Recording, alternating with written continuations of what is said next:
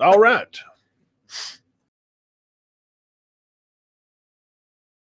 All right, here we go. Welcome in, everybody. Show number 256. Thank y'all for gladly stopping by and hanging out with us today. I'm your host, Big Matt, co-host with the most, the Diamond Dean. Yes, sir. We come here every week to bring you some high school action. We're going to have our player of the week. It's getting down into region play. Boy, we are getting close and getting tied into that. We'll look into some of that, talk about some other scores in the state. And you see on the bottom of your screen there, local scores passing by. We'll go through some stats on that. Saturday, college football did not let us down at all. I fell asleep during the LSU game, woke back up, caught in that. Wound up watching Colorado finish there. What a great game. I got a lot to say about Colorado. I think they're a lot better. I got a lot to say about them. Y'all come back and hang out. I hadn't been a huge fan, but I need to watch them play him a little bit 2 or 3 times this year. They've adapted. Yeah. When they go into 12 personnel, you're like, they're playing tight ends. They're running the ball. Yeah, they're trying to. And they didn't have many yards, but that was because they got sacked a lot. A lot. They still have offensive line trouble. So, first off, I guess we'll scatter around here at the game that we were at. We traveled up to the Woodshed at Hoax Bluff. The game did not let it down at all. It was a good game. 35-21 final. Cherokee County beats Hoax Bluff, and they'll be playing Alexandria over here, which will be that's a big region game. It is very big. Alexandria playing very well. Yeah, I told Starkey the other day, I think Alexandria may be one of the most dangerous teams right now in 4A North. They're playing with a lot of confidence right now. They're a young team, a lot of sophomores, some juniors. And Coach Ginn, we've talked about it through the season. He's a good coach. Yeah. His dad was a good coach. That place, the family, it's they're sold out to their program. Yes. You see a lot of programs doing this, and fan bases kind of come in and out. You go to some games, and you don't see as many fans as you used to, and things go up and down. But for the most part, man, Alexandria's they're a football town. Well, I mean, and I don't mind saying it. They have good girls basketball and stuff like that too. Right. But now they've been down for a few years, but if their best player hadn't have transferred, they would have been great. Helped. Yeah, that definitely would help. They would have been deep in the playoffs. That's going to be a good matchup over here Friday. I'll probably split duties and come see Cedar Bluff Sand Rock for a bit, and then may come back by here and catch the other half of this Cherokee County Alexandria game. May try to do both. Man, from the opening kickoff at Hoax Bluff, Cherokee County, they both came to play football. First things first, I guess I'll say, like things you noticed that are just in general that everybody noticed there. Their quarterback, Bryce Whitaker. Yes. He's good. He's very good. He's very slippery. He can get out of trouble and run through traffic as good as any of them. And also, Cherokee County side quarterback. Boy. I think Griffith. I seen him grow. He had his coming out party. Didn't he? I seen him mature on the field. How he handled situations. I'm watching him move around. How he's with the team, and I really like what I see. Yeah, he stepped up big time. Yeah. I thought he threw good against Anniston. He did. And but now he really, and he's got 2 good receivers. Oh, yeah. Tell us about the Ben twins. They're not twins. Ben, I'm not picking on him, Frampton. Frampton's the Jean-Claude Van Damme muscle version, and Mosley is the 6'6" muscle version. Well, I got to digging into something. They've got 600 yards passing this year, and them 2 have acquired most of it. 550. Yes, and Brent's boy he caught. Yeah, he caught one last week. Yes. Yeah, long one. So shout out to them. Hey, the twin boys. Brent, he works tirelessly around the county and helps out a lot there. Yeah. At school and fixing stuff, and his boys jumped in there and just found a place to fit in. Coach Kelly's going to play. He's just going to play his best 11. Yeah, he is. So those are the 2 things, the quarterback play. Both teams, good quarterbacks, and shout out Coach Rob for just letting us come back there and just come in and, hey, how you guys doing? And just come on in here. And they had a lot of people in there. We thought they had 12 coaches. They got 5. Yes. So we appreciate them for letting us come hang out and stuff. And what a game. what was your takeaway moments, I guess, from just being there? Well, I just thought Center's defense played great. You know, they're good. I think Hoax Bluff was averaging 350 yards a game. What did I tell you? They had 190. At halftime was 190. No, they finished with 190. Oh, okay. Had 160 at the half. 60. Okay. And not many rushing. The quarterback was able to gain some yards, but now he's good. He is. He runs a lot. But both their tailbacks run the ball. They run the ball hard. Cherokee County, they like you said, right here. I mean, they ain't give up. We give it every week, points for and against. They just don't give up a lot of points. Spring Garden defense, same. Coach Ragsdale, they're just hard to score on, man. I mean, they have games where, they don't give up, but just, they're limiting people under their averages. So, Cherokee County cutting down probably 100 yards or 150 off of Hoax Bluff average. I think one of their coaches told me it was over 300. They have 130 the other night. Hoax Bluff passed for 58, rushed for about 130, 135. Quarterback had most of it. They stopped the backs. Hoax Bluff had 1, 2, 3, 4. Counting passes, 5 plays for more than 10 yards, and Cherokee County had about 10 or 11.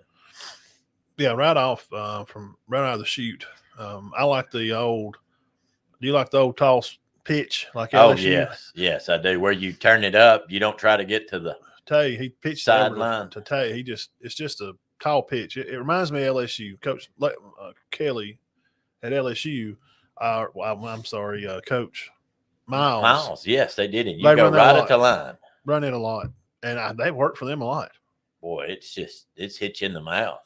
Well, I mean, I think it freezes you, linebacker. You're like, good gosh, is he coming right at me? Well, he's already outside of you, so you're having to make an angle to tackle. So what it does, they're having to run an angle to try to get at you. So that puts a lot of pressure on your defensive end. And if your left tackle there, Landon, he's making that turn. He's just washing that end down. Right. So what it's doing is creates a one-on-one for Tay and their end. Right. Until he can get help. And if he can make a move on him and get 3 or 4 or 5 before the linebacker helps, there's 5 yards. That's a win. Yes, definitely. That's a win. You get 2nd and 5. Well, it's right at them, too. I mean, it's like, okay, we're going to hit you in the mouth. I mean, you can – I thought Hoax Bluff played pretty good on defense, but Center still ended up with 400 yards. Had a tough time tackling Diamond. Well, he's hard to tackle. 156 yards. And then Woods come in, gained 47. He's been hampered, but I thought he looked good. Yeah, he's the shifty jump around. He's really going – he's going to make you miss. He did that on 8 carries, and then Tristan come in, had a touchdown. Tristan about 2 broke carries. a touchdown. Yeah. And I thought the quarterback had a good run. Griffith? He have 60 on the night rushing? 50? I think it was closer to 50. Okay. But, of course, and then you got Frampton, 3 catches, 111. Griffith threw for 153. Good job, man. 5 for 7. Of course, it was all to Mosley and Frampton. I'm telling you, and Mosley will be back. Frampton will be. He's senior. Yes, yeah, but he caught 2 long balls. Yeah. He caught a 74 and a 30. Yeah, one of them on the other side of the field, I couldn't see who he was throwing to, and I just seen a defender, and I thought, well, good gracious. And then through the crowd, through the other side of the crowd, I seen Frampton peek through and had his arms up, and he caught. And I was like, oh, okay, well. Right. Well, I think a safety didn't get over. It was the a top nice. on I that. mean, he throws a nice deep ball. Yeah, and he didn't even look like he was sweating after the game. Yeah, Josh, if you're watching, does he even have license yet? And Is Adam driving? No way. I don't know if He may be learner's license. There's a lot of promise there for Coach Kelly, and Coach Kelly being a college quarterback himself, he'll be a good mentor for him to grow him. I did not know that. I didn't know he was be growing him, show him how to be QB, and good staff there. And Josh will be working with him too. And so, I guess pretty much overall the game kind of went how we kind of thought. We kind of felt like Cherokee County was going to be favored. They were favored by what, 11 or 12. So by 14. Yeah. So computers. Now, one time it looked like they were going to just wipe them out, but it didn't work out that way. And Hoax Bluff actually cut it to a touchdown. Mm-hmm. They just had so much trouble moving the ball. I just never did feel like Cherokee County was going to get beat. Right, yeah. That defense even when it got to a score, Coach Chandler and Coach Hendo do a good job on defense, and Coach Willard Todd, he helps the line, does the line, and they expect a lot out of them, and they did a good job. Well, even on the drives they did score, they had to really 10, 12, 14 plays. Yeah. 3 yards here, 4 yards there. No huge play. Their longest play of the night was 17. Oh, yeah. 17 yards. Yeah. And the boy made a great catch. But then he took a pop. Yeah. He got hit twice. Yeah. He got hit on the hit and kept his feet, and somebody else come by. But I will say the quarterback was very impressive. Yeah, I think Cherokee County's peaking. They still got things they're going to be able to fix. Coaches are always going to find things to work on. But, like we said, start the show, hey, guys, this region plays pretty much kind of locked in for a lot of regions. This game this Friday versus Alexandria is still the most important game because it's the next game. So, guys, don't think, well, we've kind of locked up to don't do that. Well, I mean, don't do that. You got Hoax Bluff played them well. Yeah, don't do that. And you need to win Alexandria this game. beat Hoax Bluff. You need to win this game and say we're for sure number one in the region. Why don't you just win it? Right. That'd be. I'm sure that's what the coaches want. Yeah, that's what let's don't worry about that game. No, don't do that. yeah. Go out and win the game. So congrats to them on a good region win. Now, the Tigers of our old Cedar Bluff and Coach Crane and the fighting Johnsons and Joneses and Corsies travel up to Pisgah to take on number 1, 2A in the region there, Pisgah. Computer had them favored by about 4 touchdowns. And again, we hear good stuff that Coach Pruitt don't mind pulling his guys early. Yeah. Let some of the younger ones play. Letting Cedar Bluff get some of their guys some playing time and so they can continue on their season. And region wise, I'm gonna have to really look into it. I don't know if this kind of disqualifies them from. I don't know. They're 2-6. I think the Pleasant Valley loss kind of put them in a pinch, and then you lost this region game too. So yeah, I don't know. I think right now it's shaping up to be Pisgah, Pleasant Valley, Sandrock. Depends on what happens Friday, possibly, because that'll be 3 region wins for Cedar Bluff if they get that. And who else we got? North Sand, I guess. Yes. Yeah. And Gaston and Section are out. Yeah, and then with them losing to North Sand and Pleasant Valley Cedar and Bluff Pisgah, possibly could still be in if they win Friday. If they won, that would put them at 4, I guess, if they beat Sandrock. Yes, as of right now, Sandrock's 4. But if Cedar Bluff were to upset them, it may swap. Yeah, and that'll be over at Cedar Bluff, Sandrock. So, those kind of games when they're just, Oh yeah, I mean, I don't think. What do you do? I mean, one by team, 7 touchdowns. I mean, one team has played Pisgah good this year. Sandrock played them pretty good, but I think it was, 40-7 at one time. Yeah, and now Sandrock fought and they're 40-20, but 5's the only team that's played them decent. Well, and they're probably going to be through that 3A region champ. Yeah. They'll probably win that region. They beat them 30-22. I did not think Pisgah would be as good this year, but obviously they are. Yeah, I thought they lost a lot. No, they didn't lose that many. Their quarterback guy's back again. Tailbacks, it's run for. Yeah, he was at 3,000 for his career. Yes, starting the year. So he's going to be back. They're going to be good, and they didn't have to move up. And they lost that old monkey off their back, 5, the old devil off their back, literally. Well, and actually beat them, but it didn't matter. That probably played a part in it too. There wasn't as much pressure. We can go out here and be loose and play. This is not a region game. But yeah, they're going to win that. I can go in and say it. They're going to win that region. Yes. Yeah, they got it locked in. They've beat the other 4 teams under them. So now, 2nd, 3rd, and 4th, I really have no idea right now. It'll be a mixture. It'll be I guess Pleasant Valley's in the driver's seat on that. North Sand, Pleasant Valley. Yeah. Sandrock, Cedar Bluff. Yeah. But Section and Gaston they're out.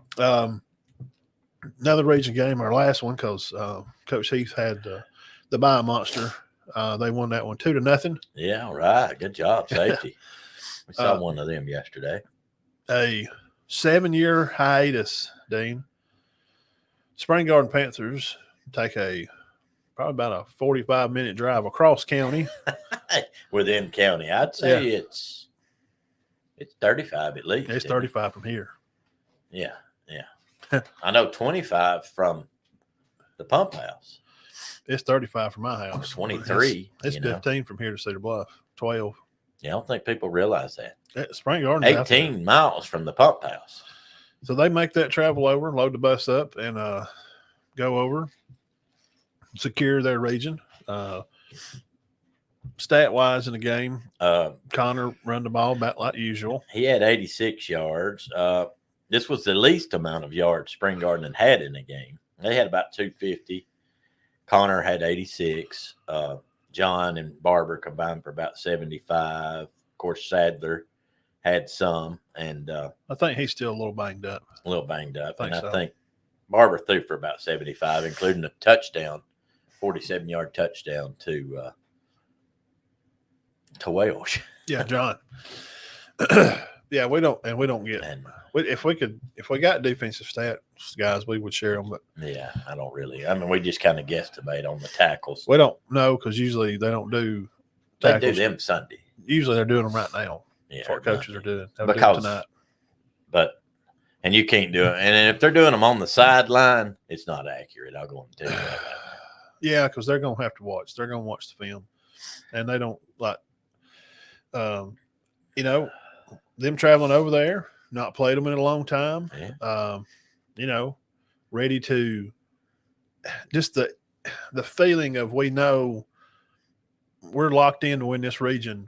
Maybe that gets in your head a little bit. Yeah. Maybe they didn't. They wasn't right on that focus line like they wanted to be. Right. And Coach Knapp has a good plan. He's going to keep the ball as long as they can. And if I was there, I'd probably assume that they probably had the ball as much as they could because he ain't going to snap the ball till very low play clock. They had 180 yards. Centel led with 81 on 8 carries, had a 70-yard touchdown run. Wow.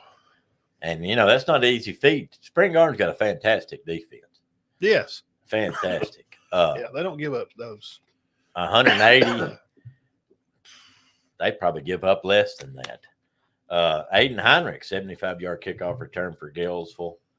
I heard Alex Beatty played real well on defense.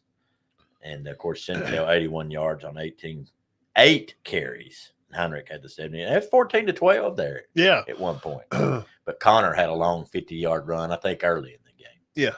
I shared it over on the page. Yes, I saw it. You can, this time, to get locked back in, and Spring Garden has Ramburn this week. Ider. It's Ider this week. Then I think we're in Ramburn. Yeah. At home. Yeah.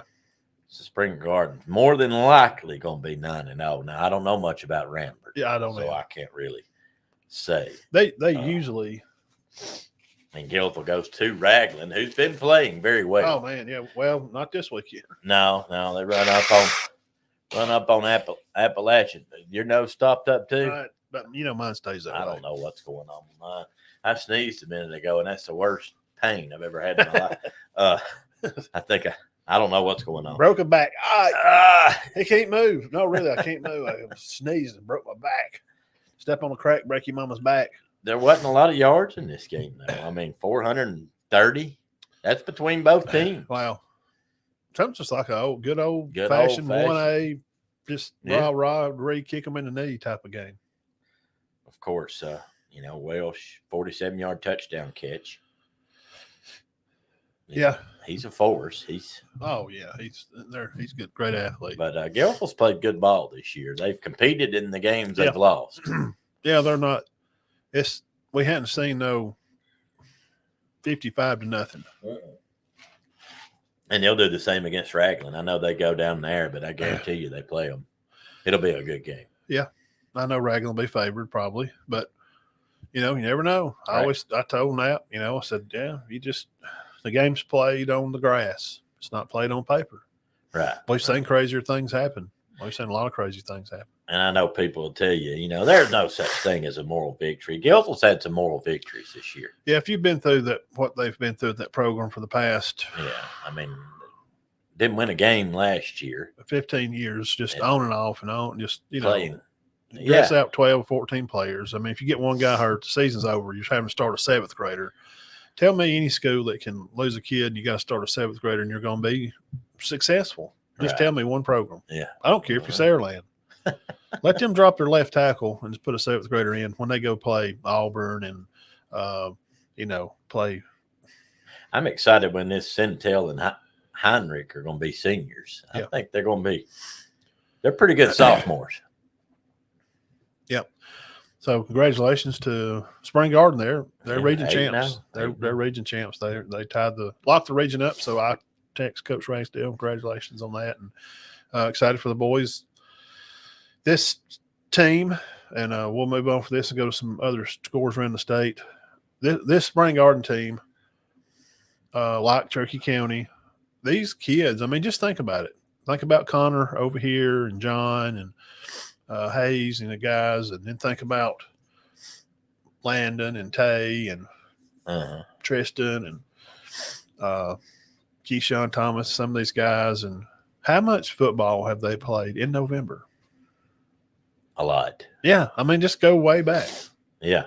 Connor's played in a lot of football. 6 or 7, I would think. They've been to nearly the quarters and semis all the time. Mm-hmm. And the Welshes, and Cherokee Center's been to state twice. They played in 6 playoff games or more. Yeah, that, and for people watching, if you're watching, you're probably football people. Nothing is better than experience. Right. Nothing. Oh no, definitely. That's why it was so shocking. Well, thank you, sir. That's why it was so shocking. And I know we're not on college, but nothing's better than just players playing. And I'll pick on we'll use the Jackson kid at Bama that got hurt, went out and come back in. Yeah. I seen him get turned around on a play. Damani, yeah. These are freshmen. Okay. Macumba, Red Morgan grades out. They have high grade outs in these power rankings. But who was the one that got burned on that wheel? That was Mincy. See? And he won the game 2 weeks ago. Mm-hmm. So that they've got skill. But the point is we're making is these young guys like this group at Spring Garden, Cherokee County, whatever, when they're winning the regions, and it helps because they've played a lot of football. Right. And the only thing that there's nothing you can go to practice, you can practice till the cows come in. But playing a live game, Dean, it's a completely different. It's just different. So congratulations to them on taking care of business there. We got a lot of guys. We got a lot of people on watching tonight, guys. Thank y'all for coming by and hanging out with us. Here's our everybody's favorite part of the show. We do appreciate y'all coming by. Hey, if you're a podcast listener, iHeartRadio, Instagram, share pictures over there. I put some reels up over there, Apple Podcasts, Spotify. You can listen over there. It's very easy. We're live every Sunday night at 6 o'clock, Tuesday and Thursday also. We do appreciate it. So make sure you subscribe to the channel. It helps us grow our channel and reach more people by the more people that can see us out there. So, Dane, usually we have senior guys, sometimes junior guys. We try to honor those guys because they've put in the time. And we can't give it to a player twice. No. And it just rolls about sometimes. It's that a school's going to get it 2 or 3 times, depending on how the week lays out. This may be a first.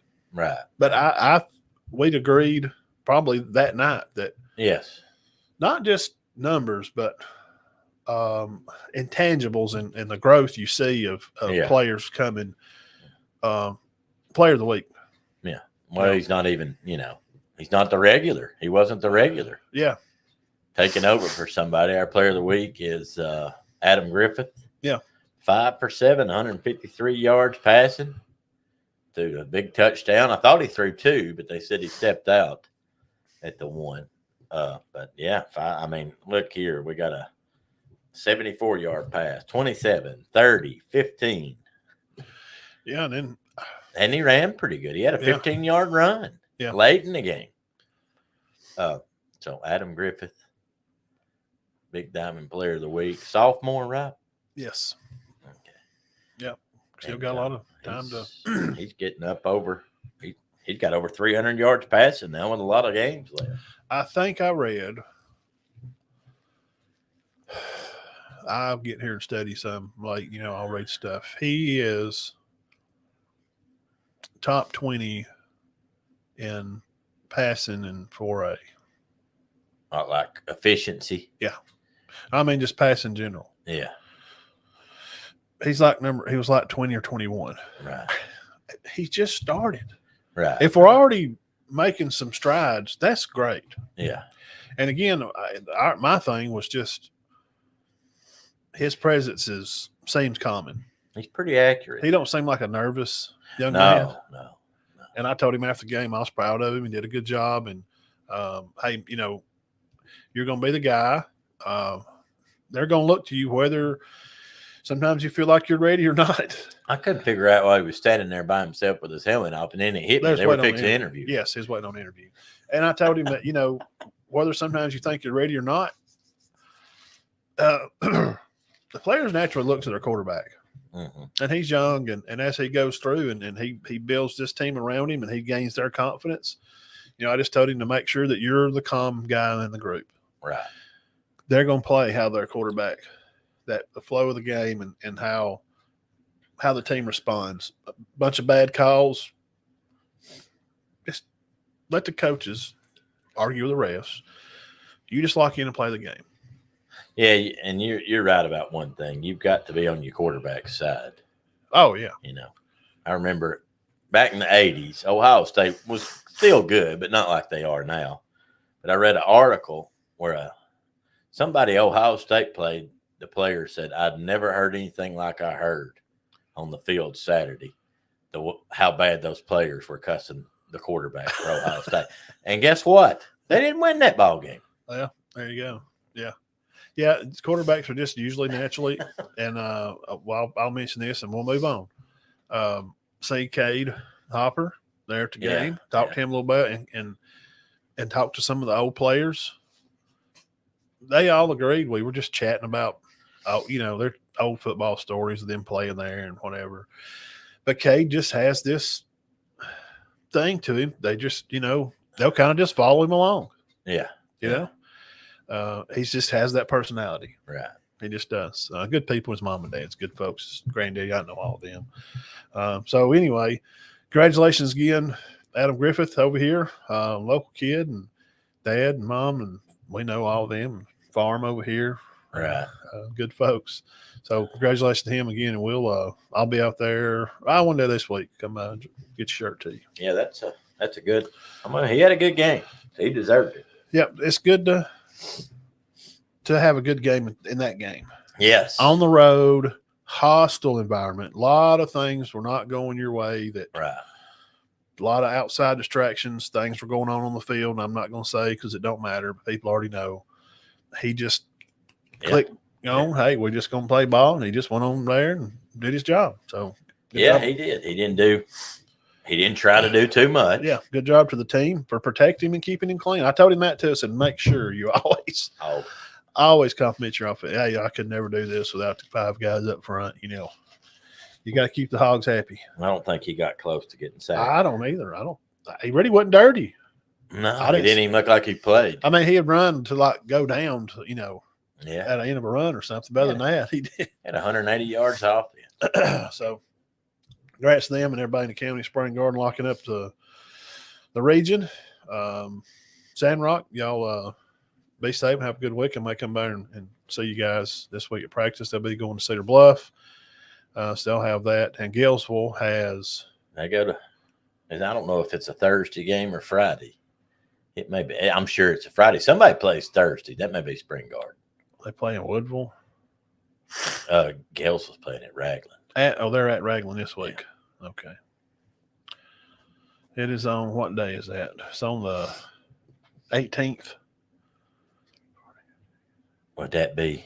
No, that's Friday. That's Friday. Okay. Then they come home and played Woodville. That's what it is. Is it on a Thursday? It's the 25th. No, it's not. I don't think we're supposed to have any rain this week either. No, Sandrock is at Cedar Bluff, and they got Gaston and Whitesburg first of the month. Matt, before we go on to the other scores, just quickly. Yeah. And I'm instead of doing everybody's, I'm just going to do the top 5 or 6. Rushing in the county. This is just estimates. Well, I don't know the exact number. Beatty 1140, Bates 935, Diamond 970, Woods 555, Centennial 520. Good. Receiving Welsh 468, Frampton 413. Okay. Passing Barber 775, Ashley 570, Griffin 310, Allman 300, Bryson Teague 400. Tackles Brown 85, Diamond 75, 70, 75. Chestnut 60, Dawson from Gainesville 55, Allman 50, Arbor 60, and leading Cedar Bluff, Hayden Tucker 45, Katie and Tracy 40, and Driscoll and Simpson lead Spring Garden with 45. Yeah. And Welsh leads in interceptions. That's a shock. One of the tallest, most athletic kids. And Diamond leads in sacks. Yeah, imagine that too. And he likes that. He told me during the summer he wanted to improve in that area. Well, he had 50 coming in. And I know he's got more business this year running the ball, so he don't have quite the time to Still 12 sacks. I know people's had that in their career. And there was no sacks the other night. That dude was slippery. Oh, man, you wasn't going to sack him much. He was slick. He was. He did a good job. Yeah, he did. Finishing out, Spring Garden will be at Ider. Then they're open. Then they have Ramburn. Cherokee County, like I said, have Alexandria. Then they'll have Asheville to finish off the season. And Cedar Bluff, Sandrock, and then they'll finish out at Donahoe November 1st. I guess they're idle. Yeah, they'll be idle also. Cedar Bluff and Spring Garden are going to be idle the next week. Week after this 10. one. Yes. Or And they'll week get 11. a last. Yeah. Yeah. Sandrock took theirs this week. Then they'll be Cedar Bluff Guest and Whitesburg Christian. Okay. And then Gilesville will have Raglan and then finish at home with Woodville. I'm going to definitely get over there and watch them at this Woodville game for sure. So, yes. Great job, everybody. Again, congratulations. And Adam, congrats to you on Player of the Week. We do. Yes, sir. We do appreciate it. Josh, you are welcome. You boy played a great game. If we got anything bad, I dare you not give that to my what? Who is this? What? No, we don't. I've never got a text. I'll say I've never got a parent text and say, why didn't my son get that? I hadn't either. I think people know what we're trying to do. We're just trying to acknowledge some kids. It's just a shirt, and we're just saying somebody does see you. And a lot of times, the kid that we flip a coin for, the other one, the credit union up here gets. Yes. That he'll get it. You know what I'm saying? Right. So that it's worked out great. And for what we started to do this show for was to give more acknowledgement, have a real sit down talk show every week about our county and talk about them and have pictures and reels and talk to them and go out and see them. That was the point of doing this. And that point has not just been met, but has been the doors busted open for what we started. Right. Now schools have got Ryan, shout out Ryan Wilson for the pictures. He's over there videographing the season for Cherokee County. Right. You got Leah over at Spring Garden now, full-time doing pictures. Spring Garden, when I was going to Spring Garden, ain't nobody doing pictures anywhere in the county. Yeah, she does a good job. Yeah, I mean, there was nobody around here. You can go back and watch 2-3-year-old YouTube videos of game highlights I was doing for whoever, for Galesville and, Coosa or something, from 2 years ago. Mm-hmm. So thank everybody that's continued to do what we do, because what we do, we're not going to do this forever. At some point, it's gonna go away. So not anytime soon. Well, I'm just saying we've been a mark, and I appreciate all the people that stepped up and recognized that we spent a lot of our own time and money, to do this. And thank you, the sponsors. that help do that, help get us to games, help buy shirts, help buy paper, help buy ink, Right. stuff like that. Without these guys, shout out Jerry Mobley, Concrete Construction. Get a hold of them on Facebook. You can call him at 903-343-8581. Gives free estimates. They're just good working people. Good people you can trust. Also, Cherokee Eye Clinic. JR and April. Find them on Facebook or CherokeeEyeClinic.net. Go on Facebook and see their ads and their page. And I'm always going to do, Warrior Gym's been with us since we've started doing this through 2 different owners. And they help me out. It helps me be less stressed to be able to go there and work out for me, just for, being able to share some ad with them. Warrior Gym in Tanning, 256-266-4333. Call John and get a membership. It's like $150 for a year to work out and tan. Wow, that's good. I mean, it's not expensive. No. So again, congratulations, Mr. Griffith, Big Diamond Player of the Week. We'll see you later on during the week. There's one more thing I was going to mention, and then we can move some other on. Stats we got from around the area. John Welsh has 1,300 all-purpose yards. Of course he does. So he's going to knock on the door at 2,000. Sure. All-purpose, and that's rushing, receiving, punts. I know people have that for a career. I mean, their life in high school. Yeah, he's going to have it this year. Had over 1,000 last year. So yeah, and Bates has gone over. He's getting close to 3,000. Tay's gone over 2,000. Tristan's got over 400 tackles. I'm guess Diamond's got over 300. Yeah, with about 90 of them behind the line. Yeah, that may be a school. And I don't know about the other guys in the county as far as their career stats. I know Hunter Jenkins has got a lot of yards in his career. He's gone well over 1,000. He's probably close to 2,000 in his carear. Yeah, we got good athletes around here. Yeah, and Hunter Allman's had to have made a lot of tackles because he's been playing 12 years. You remember when he intercepted that pass that night to win a game? That's about 3-4 years ago. In the end zone. And Thomas called a penalty. Thomas flagged him. I called him out on it. I said, Thomas, pick that. Don't do that. Why would – and it cost him the game. Why would it could have. Well, I have to do it. I said, I ain't never seen a ref flag a kid for spiking. He's celebrating. He just want to get – do you know – he does know. You know how they don't have a lot of things celebrated Kelsey for most time for football season. Yeah, and they won that game. He intercepted the pass at the end. And to win. Don't do that. Don't flag that kid for that. That other coach is not bothered by that kid spiking the ball. No, I didn't really agree with that. And he didn't. That was 3 years ago. I love Thomas. Probably. Anyway. And Thomas is a fantastic ref. Probably one of the best around. Oh, yeah. He's pretty fair. Very fair. So, piddle paddling around the state here, just a few scores. We'll have about 3 or 4 from a couple of regions, one classifications here. Appalachian, just 35-14. They're rolling. They've got a good team. 35-14 over a much improved Raglan team. So that's – and I heard a quote from somebody that nobody wants any part of the running back at Appalachian. Really? Okay. I don't know. I ain't seen play.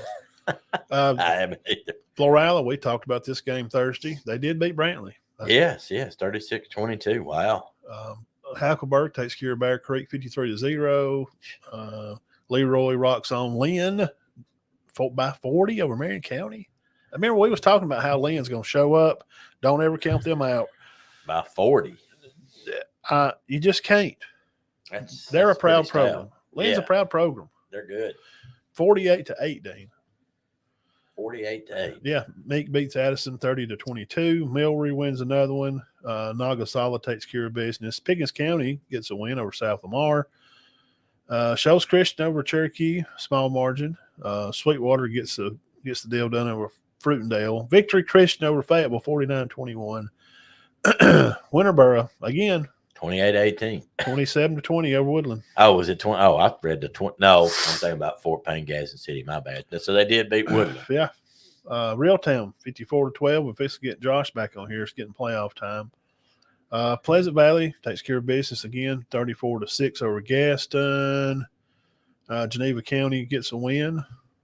Coosa Christian 49-8 over Cold Springs, and they give up like 60 yards of rushing, or They don't give up anything. They're giving up like average 50 yards a game on rushing. Their defense is maybe just 110 yards a game. Cleat's going over 400 tackles now, career. Yeah, 500, wasn't it, or was it 400? I think it's 4. 4 or 5. It's something ridiculous. Yeah, it's a lot. Yeah. Clark County 47-8 over Chickasaw, and then 3A. Let's see, Winfield and Oakman. Winfield gets the win over there. Weaver 45-34 over Locust Fork. That was a big now we win. know why.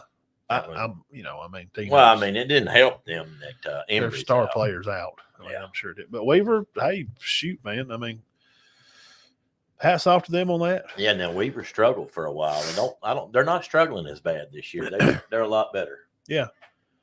T.R. Miller shuts out Excel 35-0. Sylvania 41-7 over Collinsville. So I got a score That surprised me. at halftime. It was kind of close. So I don't know. Something happened late. I don't know what happened. I don't know. I was shocked by that score. I was too. I mean, the computer had Sylvania picked by like 10. Hey, what about Piedmont? J.B. Pennington. I was getting scores in that game and 41-21 final. Piedmont's just rocking on. It was kind of close there. I think for a little bit in the first, I was getting some scores, and then next thing I know, they're up 20. I think they've got that region pretty much took care of. Yes, they do. Ohatchee 37-30 over Walter Welborn, That is undefeated. an upset. Wow. Welborn completely turned things around. What the heck? How crazy was that? Yeah, pretty big. I've got 2 upsets on my paper here. Yes, Shane, but you probably got them too. Yes, thank you, Matt. Houston Academy, not surprised about them getting a win. Gordo gets a win. Glencoe over Sachs 32-28. It's an upset. That is. Not a huge one, Coach but Blanchard. it is an upset. Coach Bailey Blanchard. Gordo won big. Very 42-14. Gosh. Gordo 3A. Yeah. They're going to be a hard out in that 3A. Glenwood School gets another one. Beat Dadeville. 35-14. Boy, they're good. Fife gets another victory. Colbert County 46-13 over Clement. Another surprising shocker. I know you got this and wrote down. B.B. Comer. Yes. What happened? I don't know. Somebody tell me what happened. Randolph. 36-34. Is that 2 weeks in a row for them? Yes. Could they have had some players? Because B.B. Comer lost everything and has not had a good year. Good gracious. And Cut now, short, are you on, or what happened up there? I don't care. People from B.B. Comer can get mad at me. I don't think many of them's watching, but they could be. That is 150% an upset. Well, I mean, the computer, I think, had Randolph by, well, I'll tell you.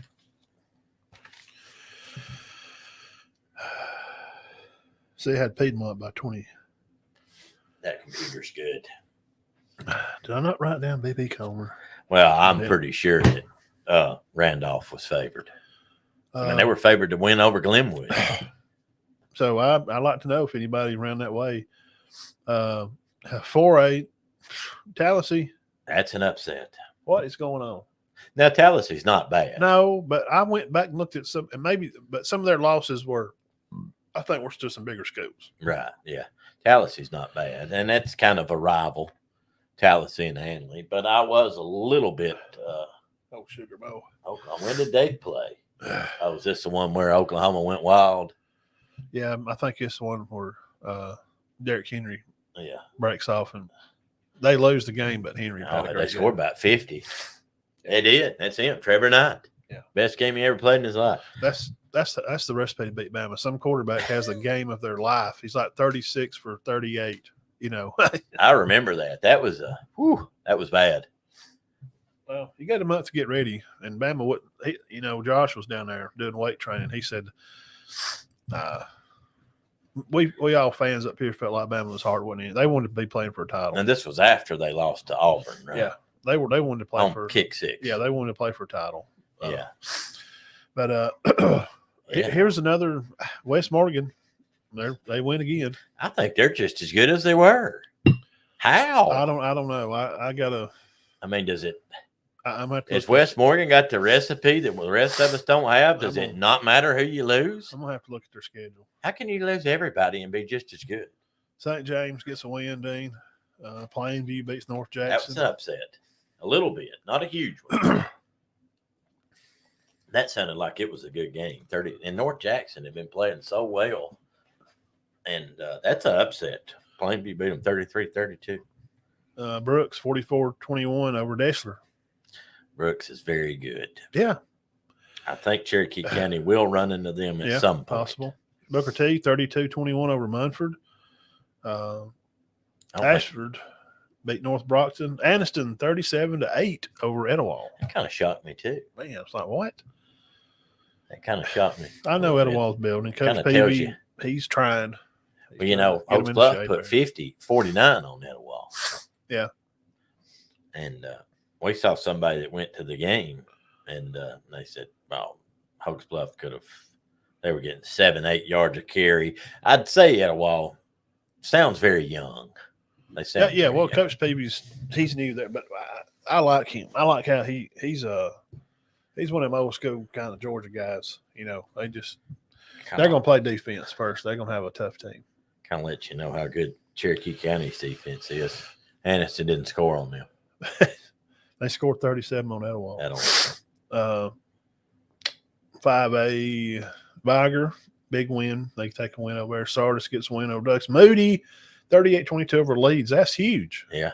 Huge. Good game. That's a big win. Jacksonville, it's hard over there, man. 5A's tough. 63-17 over Lincoln. Gunnersville, 34-7 over Scottsboro. That kind of shocked me. Scottsboro's been rolling. Man, the scores on these games are like, we kind of thought that team would win, but then you're just like, what? Yeah. I mean, I thought Gunnersville could beat them, but not 4 touchdowns. Montgomery Catholic.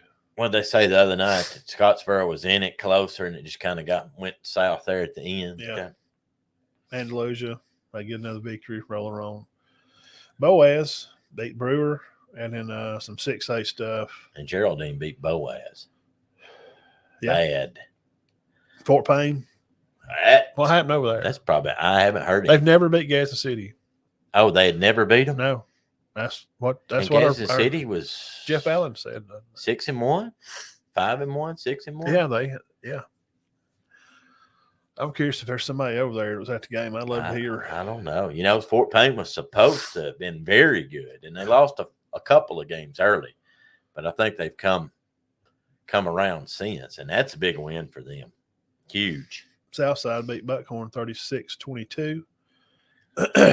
Pell City gets a win. They've been struggling this year. Yeah, I don't think they've only got like one win. The 34-20 over Shades Valley. Pike Road beat Stanhope Elmore. And of course, Saraland, they beat St. Paul in a close one, 19-14. Well, I bet that was. You talking about those high-powered offense? Yeah. What do you think about that? Good defense there, wasn't it? I mean, there's guys all over that field that they just score 50 on people. Yeah. How does it wind up to? Ryan Williams could still be playing for them. Yes, he could. Auburn gets a win, 7A stuff. Most people around here don't care about none of that. Hoover won. Bad. Here's a team I've been watching, Mary Montgomery. They're still rolling, 35-20 over Fairhope. Sparkman beats James Clemens. Vestavia Hills beat Oak Mountain. That's a big game. Thompson beat Hillcrest Tuscaloosa 45-20. Yeah, they're doing well. Thompson's lost a game or two, but they're still good. Thursday night game. Jackson beat Orange Beach 40-13. Jackson Aggies are rolling. They're just they're tough to beat. Right now. They are. They're very good. They're going to be a hard out. And the teams we talked about Thursday, Red Bay finally got a win, and Tharptown did not. Tharptown, where is Tharptown? Anybody know where Tharptown is? I think it's up that way. Elba 56-8 over Pleasant Home. I wonder how many yards.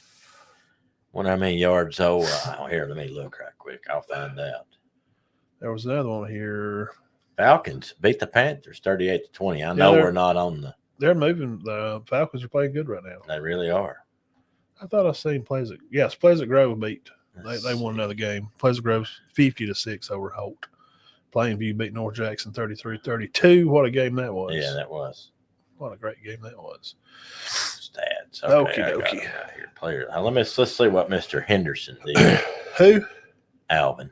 Oh, Elba. Yeah, I didn't. Did they even? Let me look. Come on, man. I want to do that. I don't see Elba. They must have. I don't see them on here. Okay. Was they off this week or? It won't pull up the player stats. I don't know why. I'll have to look see who they played. He was over 2,000, leading the nation. Yeah. In rushing. Let's see what he's got in 8 games. Schedule.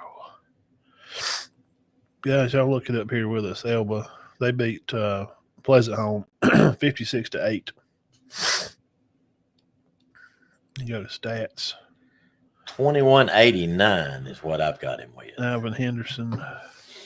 Did it pull up? It wouldn't pull up on mine. My phone's been acting very peculiar lately. Oh, crap. I don't understand it. He's nationally won, Alabama won, Division 1A won. College won, pro. He's netting 114. Yeah, 2189 is what they're showing here. Yeah. That's what. Well, it told me 8 games and how many was averaging a game. 273 a game. So he didn't have a big game the other night. Must not have played much. Because he usually does pretty good. So he's got 5,700 yards in the last 2 years. And they have. Which is not bad. They got Georgiana and Florala coming up. So those are. Georgiana. He's got 2 tough ones. That's a region game. Georgiana and Florala is too. So from here on out, he's got pretty good matchups. Tough games. They lost to Glenwood and McKenzie, which that was 80-78 game. That was and Glenwood's not even irrelevant anymore. What I mean is, there's no shame in losing to Glenwood. No, we knew that coming in. Yeah, but they beat Pleasant Home 56-8, and they'll be at home. Go to Elba and you can watch them play Georgiana. If you want to drive about 3 hours and 40 minutes from here. I guess Henderson was pretty upset being held to 114, wasn't he? Darn it. He didn't do nothing, son. Get Henderson out. He's only got 115. That was on 2 carries. Oh, okay. You can stay. I'm kidding. You can stay in. It probably wasn't on. Was probably on 5 for 6. sure, honestly. Yeah, he's a 5-star or 4-star playing. 10 is close to Russellville. Have they ever been any good? I've never heard a lot out of. That's why I'm asking. Which they're not the only team in the state I've never heard anything. Well, let me tell you something else that's interesting since Coach Short come by. John Holder did a interview there in Anniston with the 95 Anniston team. They win it or something. Yeah, it was and Coach Short knows more than they were saying. It's like probably one of the best high school teams in this area ever. Okay. Because they won at 6A. Yeah. And there was no 7. Right. And back then, Coach Short can explain it better. I wish they talked about it on their show Friday night. Back then, 1 through so many, 3A played somewhere, then the 4, 5, 6A played Legion Field. It was just, because they didn't do that till after I got out. Right. Alabama. They started Auburn. everybody. Yeah, like 97 or so. Like after Steve came to Cedar Bluff. During that time when they started that stuff. Mm-hmm. They had to interview some of the old players, and they're all my age, and right. It was just fun to see them old guys. They got their jerseys. They made them a plaque, and so it's pretty cool. Y'all go back and watch on High School Football Alabama. The whole show. It's toward the end of the show. John interviews the old Anniston Bulldogs, supposed to be one of the best state teams in this area. Yeah. One of the top. Now I know too that those teams from Emma Sampson were special. Yeah, and all you the got guys a guy that starts for Alabama. You got for Bama, you got Rose and them. Played at Auburn, started for Auburn. Gene Jelks. Now they didn't just start. Now these guys did well. Like Jelks went to school with the guy I worked for, doing bread for long. They grew up together in school, like played PE together. And what else did Short say right there? The 6A game was played at Legion Field. Everyone else played their 3 home sites. See, it was weird back then. Just the 6A game. Huh. Oh, no, 6, 5, 4, right? Yeah. Okay. 1, 2, and 3 was. Yeah. All right. Different times back then. Interesting stuff. It's good history stuff, man. We like history stuff here. So if y'all like that kind of, most people aren't interested in it, and I got to say, I don't understand that. Like I'll tell people stuff, and they just look at me like, "Why do I care?" You know. The other day when I did some high school, I mentioned like Spring Garden has 6 10-win seasons. You know, Gainesville has 3. I don't know anybody else probably mentioned that. No, Gainesville 70, 75, and 79 or 80. Jeff Bullen. Jeff Bullen was one of them. Ronnie Burt, one of them. Johnny McDupree, one of them. Pleasant Valley and Gaston are tied 7-7 with each other. Now it's 8-7. Pleasant Valley. I mean, Pisgah's had 6 10-win seasons. I didn't know that. I mean, I'm just stuff that I like that kind of stuff. And if you like that, that's what makes us a little different. And I'm not going to spend 30 minutes talking about it. Right. I just spent 20 seconds telling you about 3 teams. When I did see something that, and we can move on to college, but teams from around here, this area that had been ranked nationally. He got lost the other day. I was on the phone with Bo one time, and then Wayne one time, and then Talbert called. I had a crazy day Saturday. Sorry. I was going to call him back, and I did when his voicemail. Coach Short. I apologize.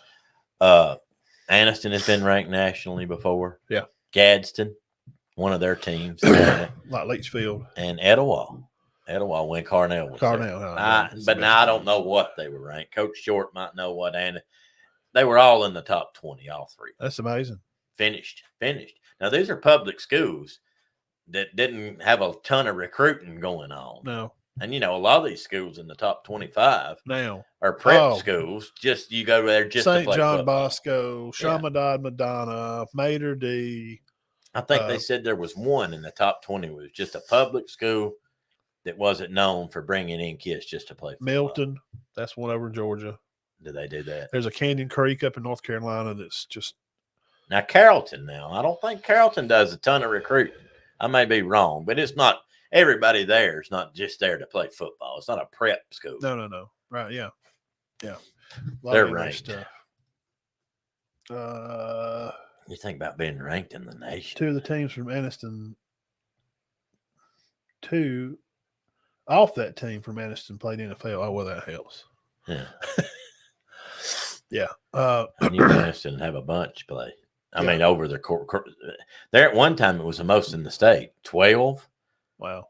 12. Now, I don't know if that's still Enterprise or somebody that had a bunch. All right, hang on, guys. Come back, and we're going to shift gears, and I'm going to part my hair in the middle. And I'm going to start doing that. Get my college notes out here. Y'all hang on. We'll be right back. Hang on. On the new name of our show.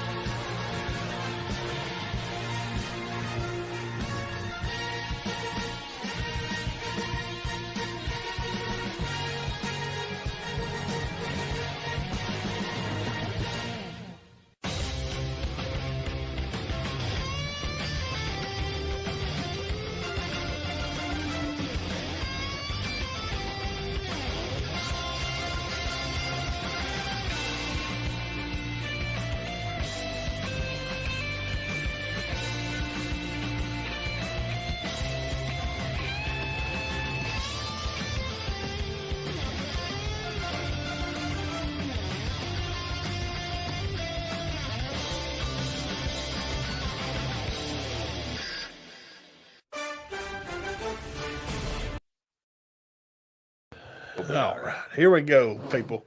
We got plenty to talk on. All right. We got 9 games to pick at the end. Don't forget that. Yes, I'm trying to pull that up on there. Okay. All right. Thank y'all for coming by and hanging out with us. This is the college portion spot here. We'll spend about, 40 minutes here or so with this. And right now, this time of year, it's we're kind of getting into the plan of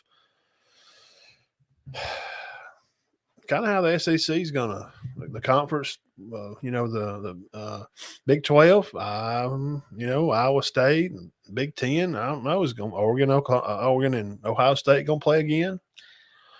They look pretty good. ACC. I know a lot of people say that, but nobody knows. ACC. Let me tell you somebody that's creeping around right now. Clemson. They are creeping around. Not saying much to nobody. Now, Georgia may beat Clemson again if they played right now. But I guarantee you they wouldn't hold them to 188 yards and 3 points. I'll bet anybody that. So first, we need to do this. First, we need to look at the top 25. And then we'll start from there. We'll work our way down through some of these, the top 10 teams, games, or whatever. Texas Longhorns, number 1, podcast listeners. Oregon Ducks, 2. Penn State, 3. Ohio State, 4. Georgia, 5. Miami, 6. Bama, 7. LSU, 8. 9. Iowa State, 10. Clemson, 11. Tennessee. And the Chrome Domes are 12. Can I ask you one thing? I don't know. Why is Miami not 4th? They're undefeated. And they've already beat Texas A&M. No, they did not beat Texas A&M. They beat Florida. They beat Virginia Tech. Maybe they don't have a quality win. Well, who's Ohio State beat? Iowa. That's it. Yeah, that's their best win. Where are they at on there? I don't see one. 4th. I don't see Iowa. Oh, no. They're not. No. Let me see. I don't know what the deal is with Penn State right now. They have to go to overtime to beat a terrible USC team. Finishing the whole out. idea was it was out there. Go ahead. I just don't put a lot of stock in that. I just don't think a lot of teams are just not real good. It's just we're done seeing that kind of football. Though mostly there's still going to be some blowout games, but for the most part, that's done. BYU 13, A&M 14, Boise 15, which will probably be your 12th team coming in the playoff picture. I would think right now. Boise or Army. Yeah. Indiana 16, Kansas State 17, Ole Miss dropping to 18 after losing that, giving the game away pretty much and letting Nussmeier win. Missouri 19, Pitt having one of their better seasons this year. Undefeated. Coming at 20. SMU having a good season right now. Lost a game they probably shouldn't have. Illinois, we just watched them a while ago. They're 5-1. 22, and Army at 23, 24, Michigan I have no idea why. I don't understand that one. And Navy at 25. And when Army and Navy play, which is great, I love it. Go Army, beat Navy. I'm a Army guy because of the family. Who's at 23 right there? Army. I mean, so who's 21? SMU? Mm-hmm. SMU. Man, I think the difference in Penn State this year, and I put him on that list, top 10 quarterbacks in the country. Now, that's all opinion. It's their quarterback, Aller. He's good, man. I think he's better than any quarterback that's played there in a while. Nicholas. You like him? Mark. There you go. Who? Drew Aller. Yes. He's very good. I think he's a difference maker. Well, plus they got Singleton at running back. I think they're better. Do I think they're going to win it? No. No. Do I think they'll go to the Final Four? No. I do think they might get in this playoff, though. I don't think they'll beat Ohio State. But they're better. I think Penn State's better than they've been since Franklin's been there. Maybe. I'll start out with this one here. Mm-hmm. Because a lot of people may not have watched this game because it come on at like 2 o'clock in the morning. Went off at 5:30. Yeah, literally. I fell asleep during the LSU game, some of that. And I woke back up and wound up having like a 30-minute power nap. And that kept me up till after midnight. So I wound up doing some stat numbers and watching this team here. Colorado, 28. Kansas State, 31. wow, what a game. Shador throws for 388, 3 touchdowns and a pick. And the pick that he did throw was just, he overthrew him. He has to roll out every play because his offensive line is trash. But Avery Johnson, 224, 2 touchdowns. He's okay. And you knew when Howard left that this was going to be the guy. Pretty good, isn't he? But Howard was supposed to stay and be their guy. He takes off, goes to Ohio State to have the same record that he has at his old team. So that's the thing. Why are we leaving this team to go? Caleb Downs goes to do what? Improve. Well, that's the same record. Yeah. It's Alabama. Mm-hmm. So. And not as many quality wins. No, so that tells me you're just playing for a bag or something. Mm-hmm. You got no fortitude. I thought Howard looked good. We'll get to that later, but I thought he looked good. But I think Avery Johnson is a good football player. He can run the ball too. How many yards he rushed for? He rushed for any? Who? Avery Johnson. 7. No, okay. Never mind. He had some sacks. Okay. You know how that works. Sanders don't rush for many yards. Sanders is minus 50. Oh, but see, that's because of the sack. So they had minus 29 rushing. They still didn't rush for a lot of yards, did they? But I mean, even without the sacks. Miller, 145 for Colorado receiver. Shepard had 83. Wester had 58. Miller had 27. Hunter had 26. He was hurt. He didn't play the second half. Jimmy Horn is great. Mm-hmm. He had 20. Hayden had some great catches. How many receivers does he got? 1, 2, 3, 4, 5, 6, 7, 8, 9, 10. He threw to every one of them. Every one of them. Every one of them had a catch. Wow.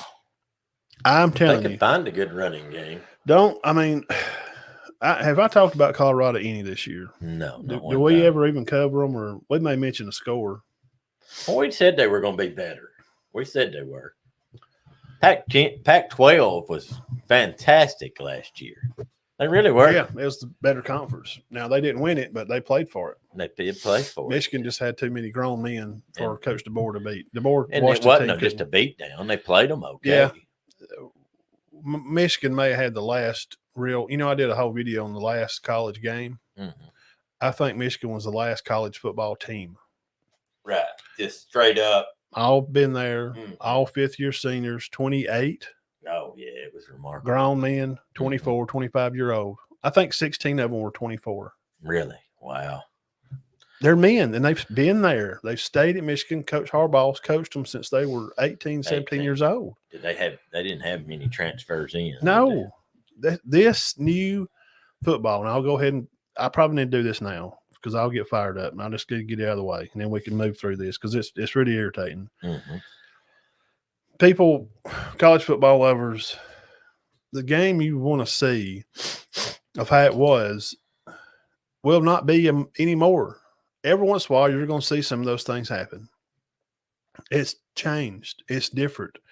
And all the people that wanted the portal, I don't want to talk about NIL already because I'm just tired of saying that money wins. If money won it, Texas Tech would win it every year.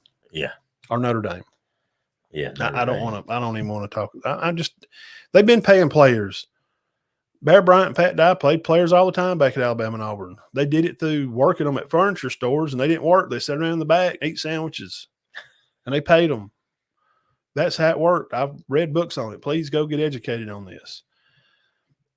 But the portal has created opportunities for kids that don't want to sit and wait to get a ring at Georgia, at Bama, at USC, at Ohio State. They can go and say, I think I'm going to take my cookies and I'm going to go over here and play. Mm-hmm. Mm-hmm. It's just not the same. So the things that we're seeing different, Colorado's improved.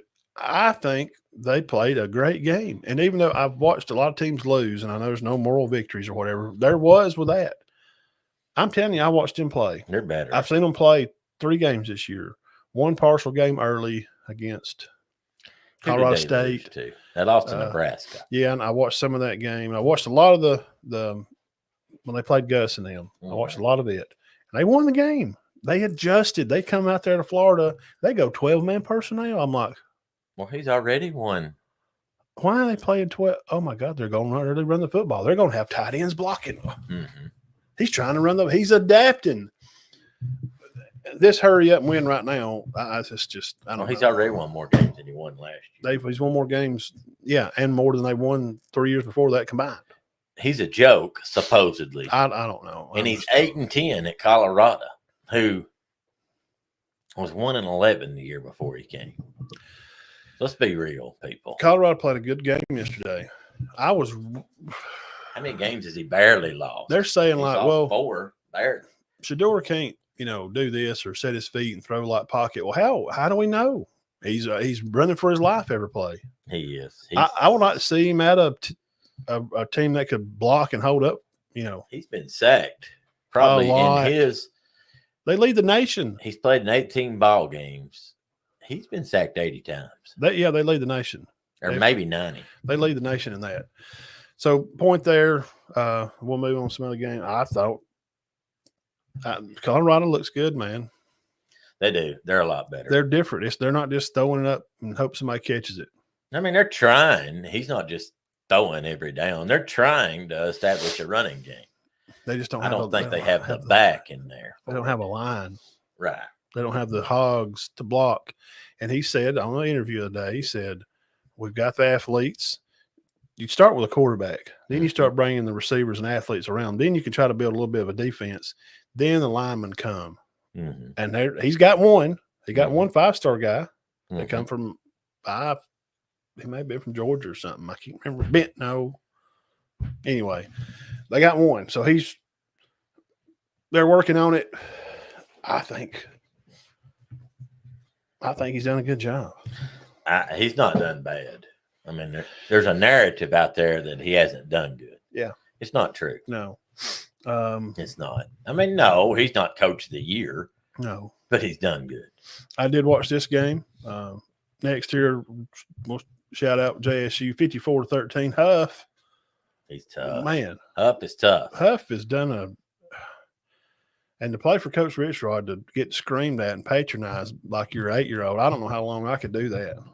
He's constantly. Every time it shows him, yeah, he's absolute madman. Nuts. Now we see 40-6. We see Saban break headsets when it's 50-0 in a title game, but not all the time.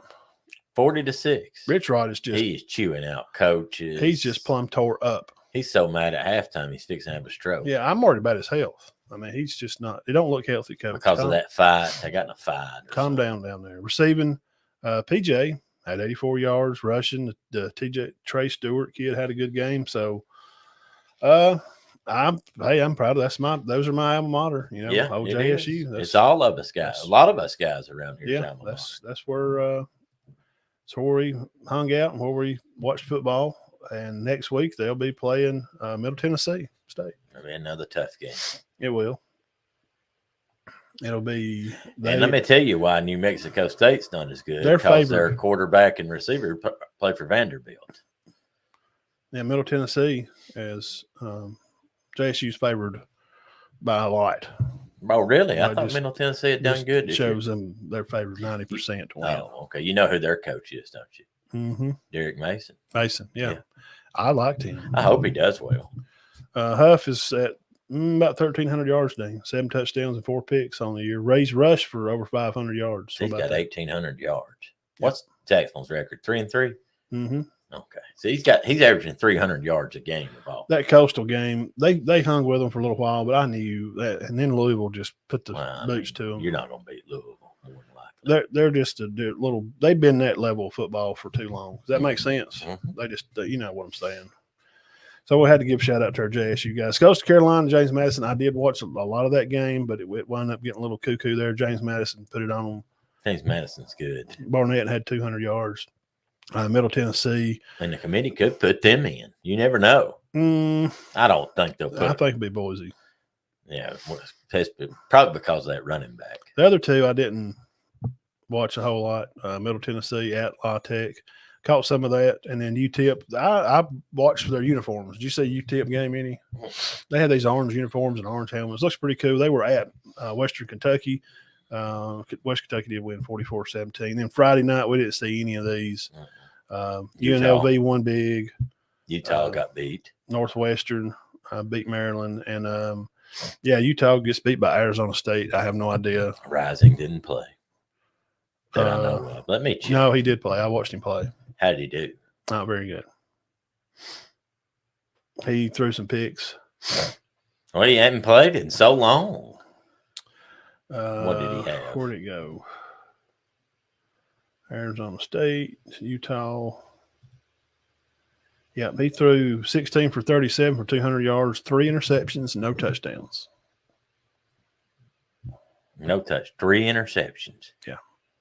200 yards. He would average 5 yards a pass. 16 for 37. Ooh.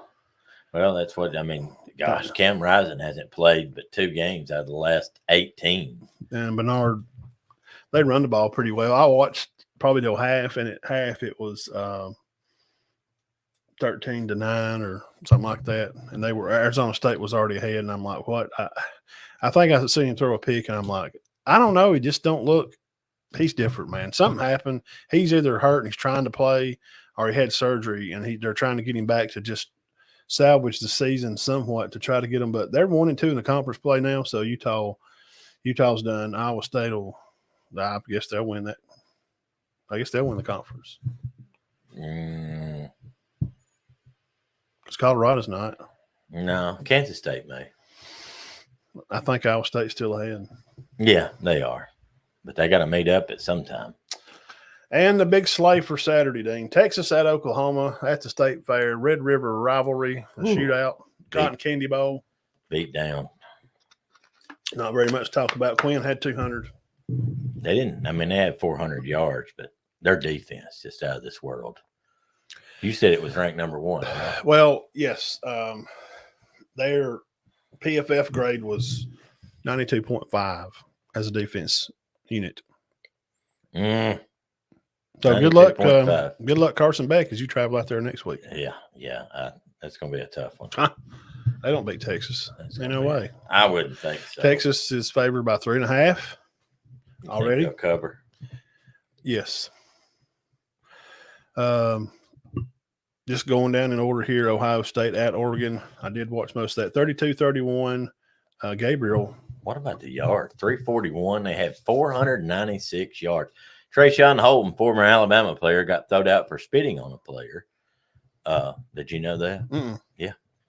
Boom, you're done. The James gang, they've got another. Do you remember all the James kids? Was it just me? Michael. There was, wasn't he? Or am I just crazy? No. He was very good. He runs for 115. He's good. I told you Tuesday night when I did a spot on him, I said, I'm telling you, Ohio State's defense, Matt, they're ranked number 1. I said, they played McMurray State and Alphabet College. Mm-hmm. We don't know. Same thing happened to Ole Miss. I told you LSU's going to win this game. 496 yards. Gabriel made a statement game. 496 against Ohio State. He put his name back on the list for Heisman. Yes. Him and Gentry. He did. They're the guys on the list now. Yeah. And Cam. Those are you 3. Gabriel did. Yeah. He did. So those 3 and your 4 would be Heisman. Melrose declined the past 2 weeks, so I can't put him on there. Any chance Nussie's in the talk? Nussmeyer? No. No chance. No. They just he throws, he'll hit some passes when he has to, but he don't jump off the page at you. What about Harris? 60 catches already? Yeah. So he was hurt too Saturday. Trey Harris. He was hurt. He's good, man. So how does Oregon, we just went to the top 25. I had Oregon at number 1 personally. But I knew, I put it on the page, I said Ducks are number 1. Of course, Tony thinks that Texas, he's a Texas fan, though. Of course, he's going to say Texas is 1. That's his team. He likes them. I do too. I got a hat right here. I'm a Texas fan. But Texas beat a Oklahoma team that barely has a pulse. Right. They're not playing well. Oregon, they're not great. Beat a good, whether Ohio State's great or not, and I know they ain't played a lot of people. Their defense definitely was not number 1. But these are 2 quality teams. Definitely not. These are 2 quality teams with outstanding athletes. Mm-hmm. And they're both ranked offensively, defensively. I can go down the list and show you they're ranked in the top 10 in most all categories. Mm-hmm. Besides the best graded offensive line right now is actually West Virginia, but that's by pro grade. This team here that you see on the TV in the back, this Alabama squad had probably 15 guys that went to the NFL. Yeah, At least 12. at least 12. And ones that went on. Derrick Henry was a freshman on this team. Alabama's not ranked up there anymore. Mm. They're not nowhere. Georgia's not. Clemson's not. But they are hanging around. So I think this game. Are they just not real good? Are they both? You think they're both pretty good? And it just it showed off that two good teams just played football and it just took the last minute to win it. 32-31. That's what it is. Now, I don't know. I'm not saying they're hands and feet above everybody else, but they're both very good, I think. There's no way that Ohio State can't be a little bit good. Well, I mean, you got those two receivers. You got two good running backs. You got a good QB. You got Downs on defense. I ain't hear nothing out of him Saturday. Not a word. No. I never heard him call his name. I don't know what's really? going on. No. I saw him make a tackle. I'm going to look here and see. Here, I can look right. It's got their tackles on there. I can get it in 2 seconds. I picked them to be one because I think they've played the better schedule, and Texas has not. And Downs he had 8, had five tackles. Leader on the team had 10. Simmons and Styles were team leaders in tackles there. So overall, what's your take on the game? To be honest, I just thought Oregon looked a lot better. Now, they carved them up. I mean, every time I flipped over there, it was they were driving down the field. And turnovers hurt. That ended up being difference in the game. Judkins run it once, and the Oregon player just took it from him. Did you see that? Mm-hmm. And that ended up being a difference. And I'm a Judkins fan, because he's from Alabama, played at Ole Miss. But that ended up being the difference in the game. Now, I think Ohio State is absolutely loaded, but Oregon just played better last night. Egbuka played good, and Jeremiah Smith, the receivers. Oh, man, they're good. And Howard, he 326 yards. They nearly got in position to win. Pretty good day to office, ain't it? Yeah. He didn't turn it over. Throw 2 touchdowns. I wish you could ask your quarterback, can you throw for 302 touchdowns? Okay. Yeah. 28 for 35. That's pretty good rating. He played great. I don't know. Oregon seemed to move it at will. How many deep balls? Did you see how many deep balls they completed? Yeah. Are they that fast? Yes. That's when I watched them play the highlight game last week. I was doing studies for Tuesday.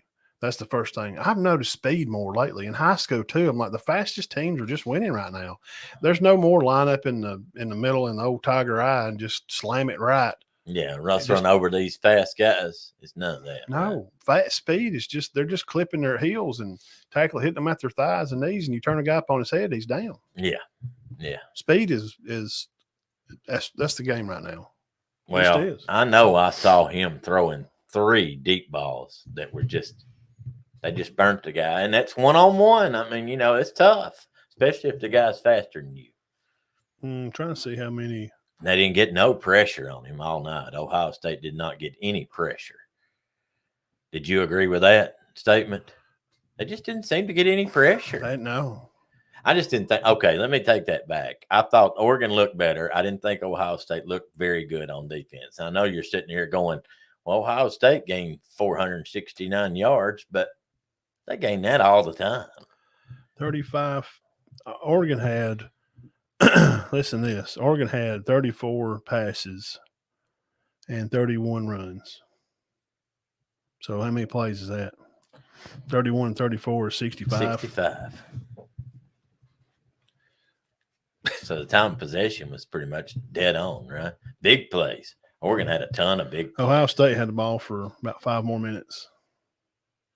big, huge plays. Well, the difference is that guy, man, that James. He did make a big difference. You get him the ball, dude. He's off like a rocket. He's going to tear off. Number 20. God, Highlights I watched him. He's averaging 5 yards a carry. They showed him one time, Matt. It was 3rd and 6. Huge down. They ran a sweep, and he got it. You could tell when he caught it, he was going to get it. It wasn't even close. I was just surprised at the way they ran through him. I mean, well, Ohio State was supposed to be, Jeff, he knew it. He knew they hadn't played anybody. I think it's hurt them.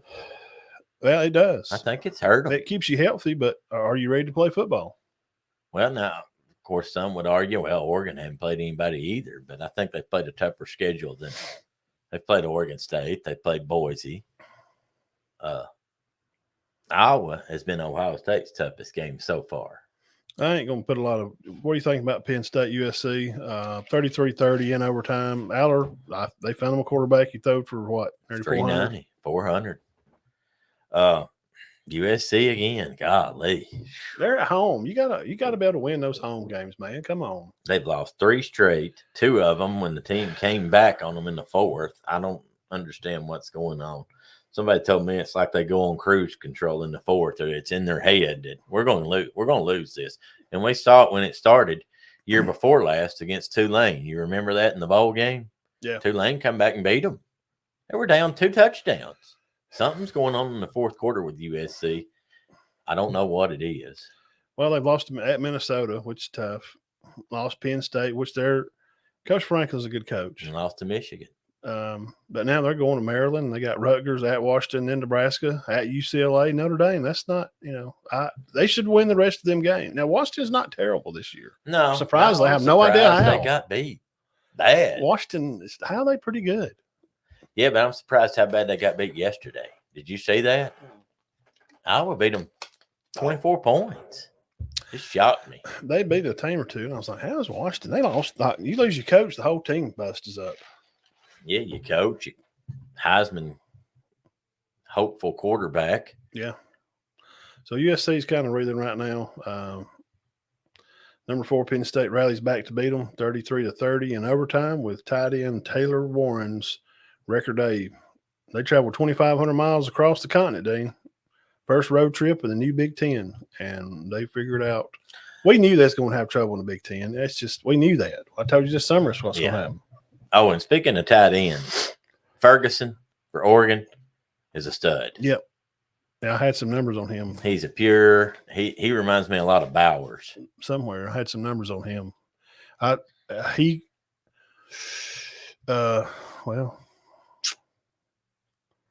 let's see here.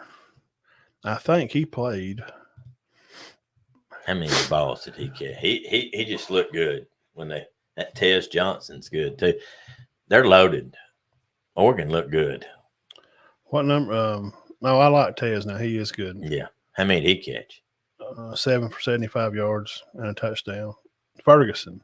Terrence Ferguson. You see the tight end? Is that who you're talking about? Yeah. What'd he do? He had 4 catches for – yes. No, that's a different kid. He's from Lipton. He's from out there in Colorado. Well, I thought he had a good game. I thought he really had a good game. Well, he's got over 300 for the year. Mm-hmm. He had 4 catches for 62 yards. He had a couple of catches. Did you see Egbuka caught 10 for 98? Yeah, he's a killer. Well, he's just different, man. He's that, you'll see Ryan Williams will be like that, next 2 years. Yeah. Egbuka's very, very good. Rolling down the list here, Mississippi State Bulldogs. They only lost by 10. Carson Beck has a historic night in passing. But tell me about the Georgia Russian game. What's going on? Yeah, they finally got it going yesterday with ATN. They finally went over 100 for the day. Yeah, 150. ATN, of course, they got Frazier. But, you throw for 459 yards. You ain't got to throw for much. Mississippi State played them well, though. They had 305 passing, 374 total. That shocked me. I thought Georgia. I don't know. I don't know what's going on with Georgia. Georgia does not look great here lately to me. I'm not saying they're bad. They're not bad by no I means. ain't never said that's bad. I just don't. You just don't think they're as good as they've been the last 3 years. And I don't think there's ever good then. Agree with that. I don't think there's ever good then. Bama would have beat them if Williams wouldn't have went out at halftime. Yeah. They just well, here's the truth. They've got to play in the East, which is easy. And they can't help it that Florida and Tennessee's been bad for 20 years, 15 years. And they just ain't had no competition. They win the East every year. And then every year they show up to the SEC title game and Alabama beats them. Because Bama has to play LSU and A&M's been okay 2 or 3 years before not last year, but 20 years, 19, 18. Had Johnny Manziel those years. LSU's won it. I mean, the titles come out of the West, right? It's LSU or Bama. Until lately. I just don't like Bobo.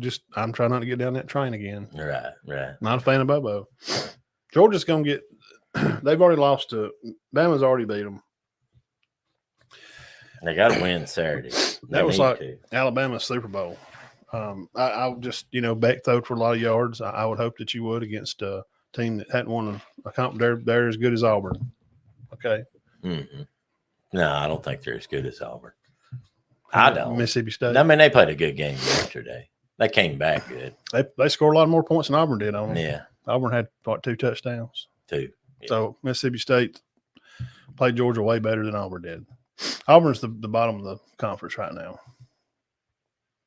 And they'll get a big dose at Missouri this weekend. And it wouldn't surprise me at all if Auburn goes in there and just keeps it dang close. I'm telling you.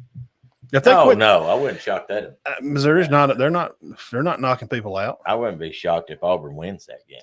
I'm not picking them to, but it would be. I wouldn't be shocked. Quit turning the ball over, like 4 times a day. It'd probably help you. It'd give you a better chance to win, wouldn't you think? Got about 2 or 3 games here. We'll do this. Clemson wins at Wake Forest.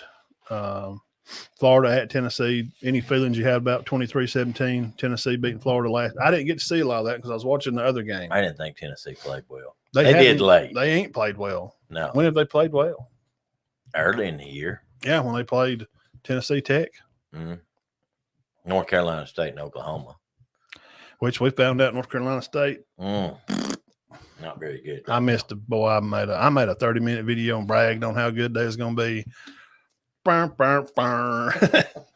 blew that, and fellas, I'll tell you, I'm the first one to admit when I'm wrong.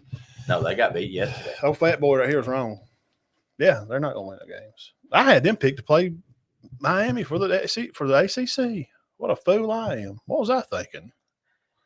Well, I mean, they had all these guys back. They had a good 9,000-yard quarterback coming in. 9,000 yards, and boy can't even fall asleep. No, he's struggling. He's struggling. No, golly. Tennessee's not played well in the last 2 weeks against Arkansas. They lost that game, and they ended up winning this. Florida. I thought somebody bashing Napier. I mean, really? I know, but the fans are going to be silly. Like you got Alabama fans. Fire the boy. He sucks. We won't bear. God dang, shut up. These fans are just. I thought Napier did a good job. They went into overtime with him. Sampson's good. He's the best running back in the conference right now. I mean, he's got 700 yards. Florida's just still short on some guys, man. They are. They need to leave that guy alone. I'm not talking about Sampson. I'm talking about Napier. They're still short on players. People. And their quarterback went out. They had to go with Lagway the whole time. And he's good too. He is, but he don't have the experience that Mertz. He didn't even throw for 100 yards. He threw a pick. And Mertz got hurt on celebrating a touchdown. Yeah. I felt like Florida had a better game. They rushed for 138. You know, Florida, I mean, 223, receiving. So they had 361 yards. And that Tennessee defense, was considered one of the best. But now the last 2 weeks, they've given up close to 800 yards. 4 for 15 on third downs for Tennessee. 170 yards for Nico. How many did Sampson rush for? 112. He's good. 3 touchdowns, though. He's good. That was one day here in the corner they're showing there. Nico's just got modest stats. They scored late there to win. I caught the end of the game. And I think Nico will be 16 for 26. He graded out QBR, Dean. You see his QBR there? Can you see that? 17 and 65 is considered good, right? I'm telling you, he's not. Something's wrong. I put something about the top 5 quarterback, and somebody put Nico. I mean, that's a fair question because Nico, he's not done good. Fine. Just go to ESPN, look up their QBR. Now, he was on fire. But these last 2 weeks, Arkansas defense, he stole for 325. Somehow, how did Arkansas defense plug him up? He just didn't. He had 114 yards going in the last drive. 114. Is that on Heupel? I mean, they're blaming DeBoer for everything that goes wrong. The guy up there in the stands fell on row 16, spilled his popcorn. Fire DeBoer!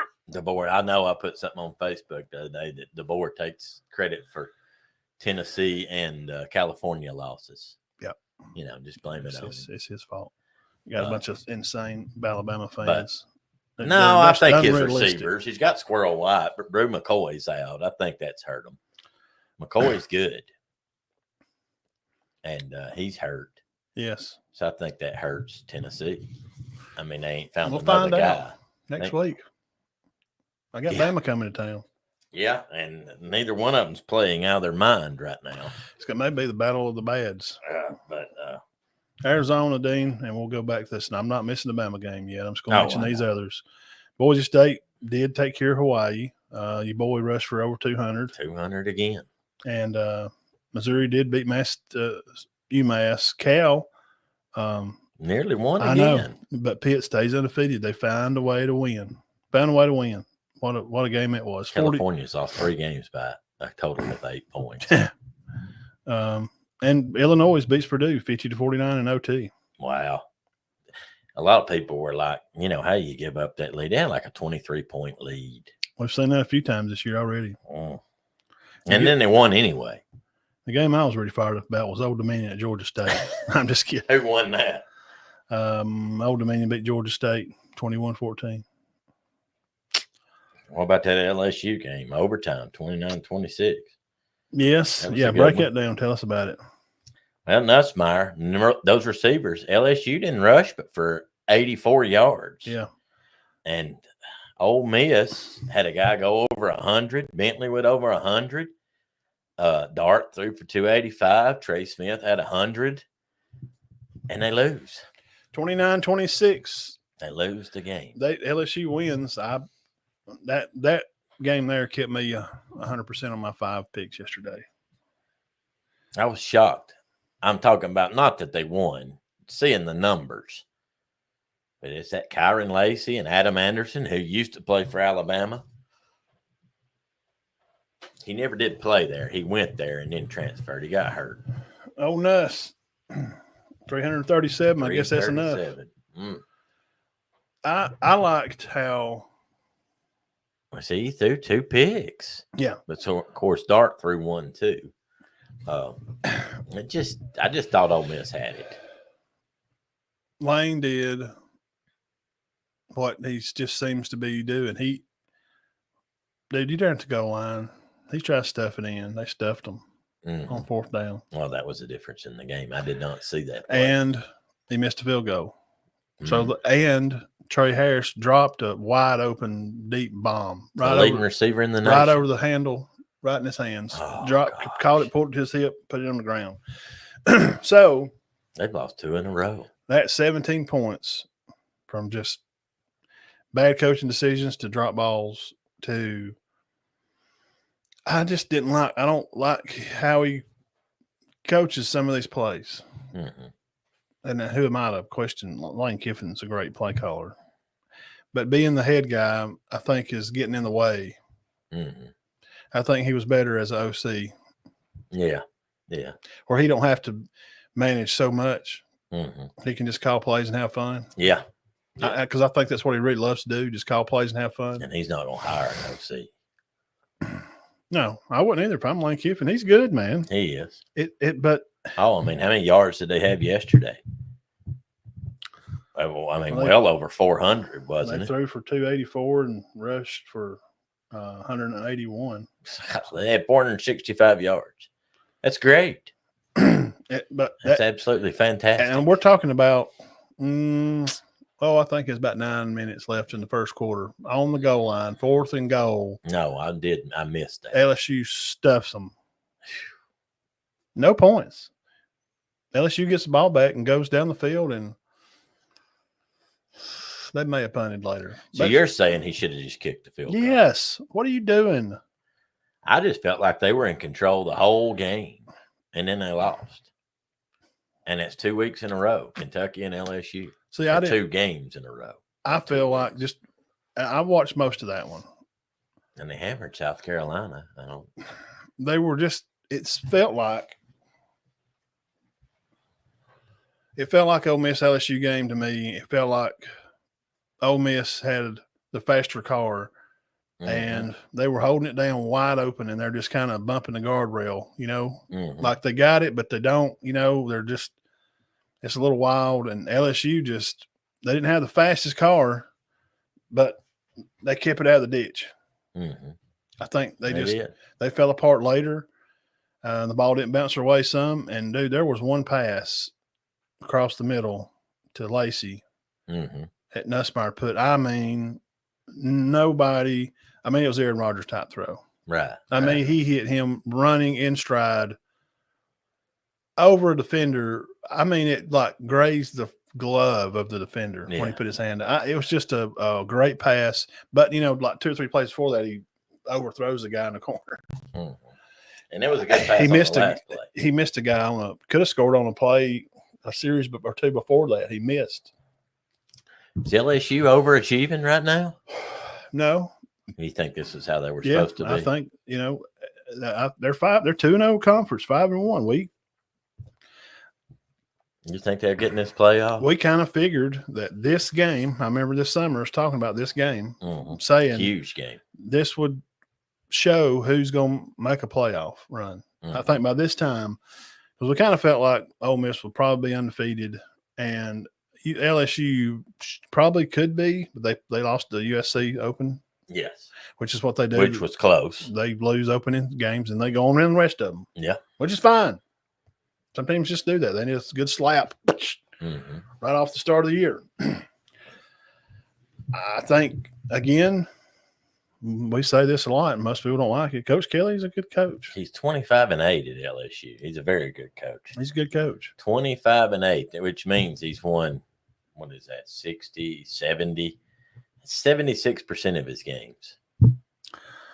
I think Lane gets in over his head sometimes.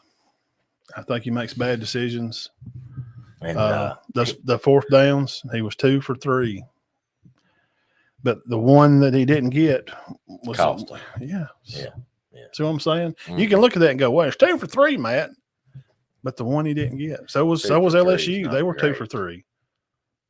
And Ole Miss outplayed them by 44 yards. But that's close.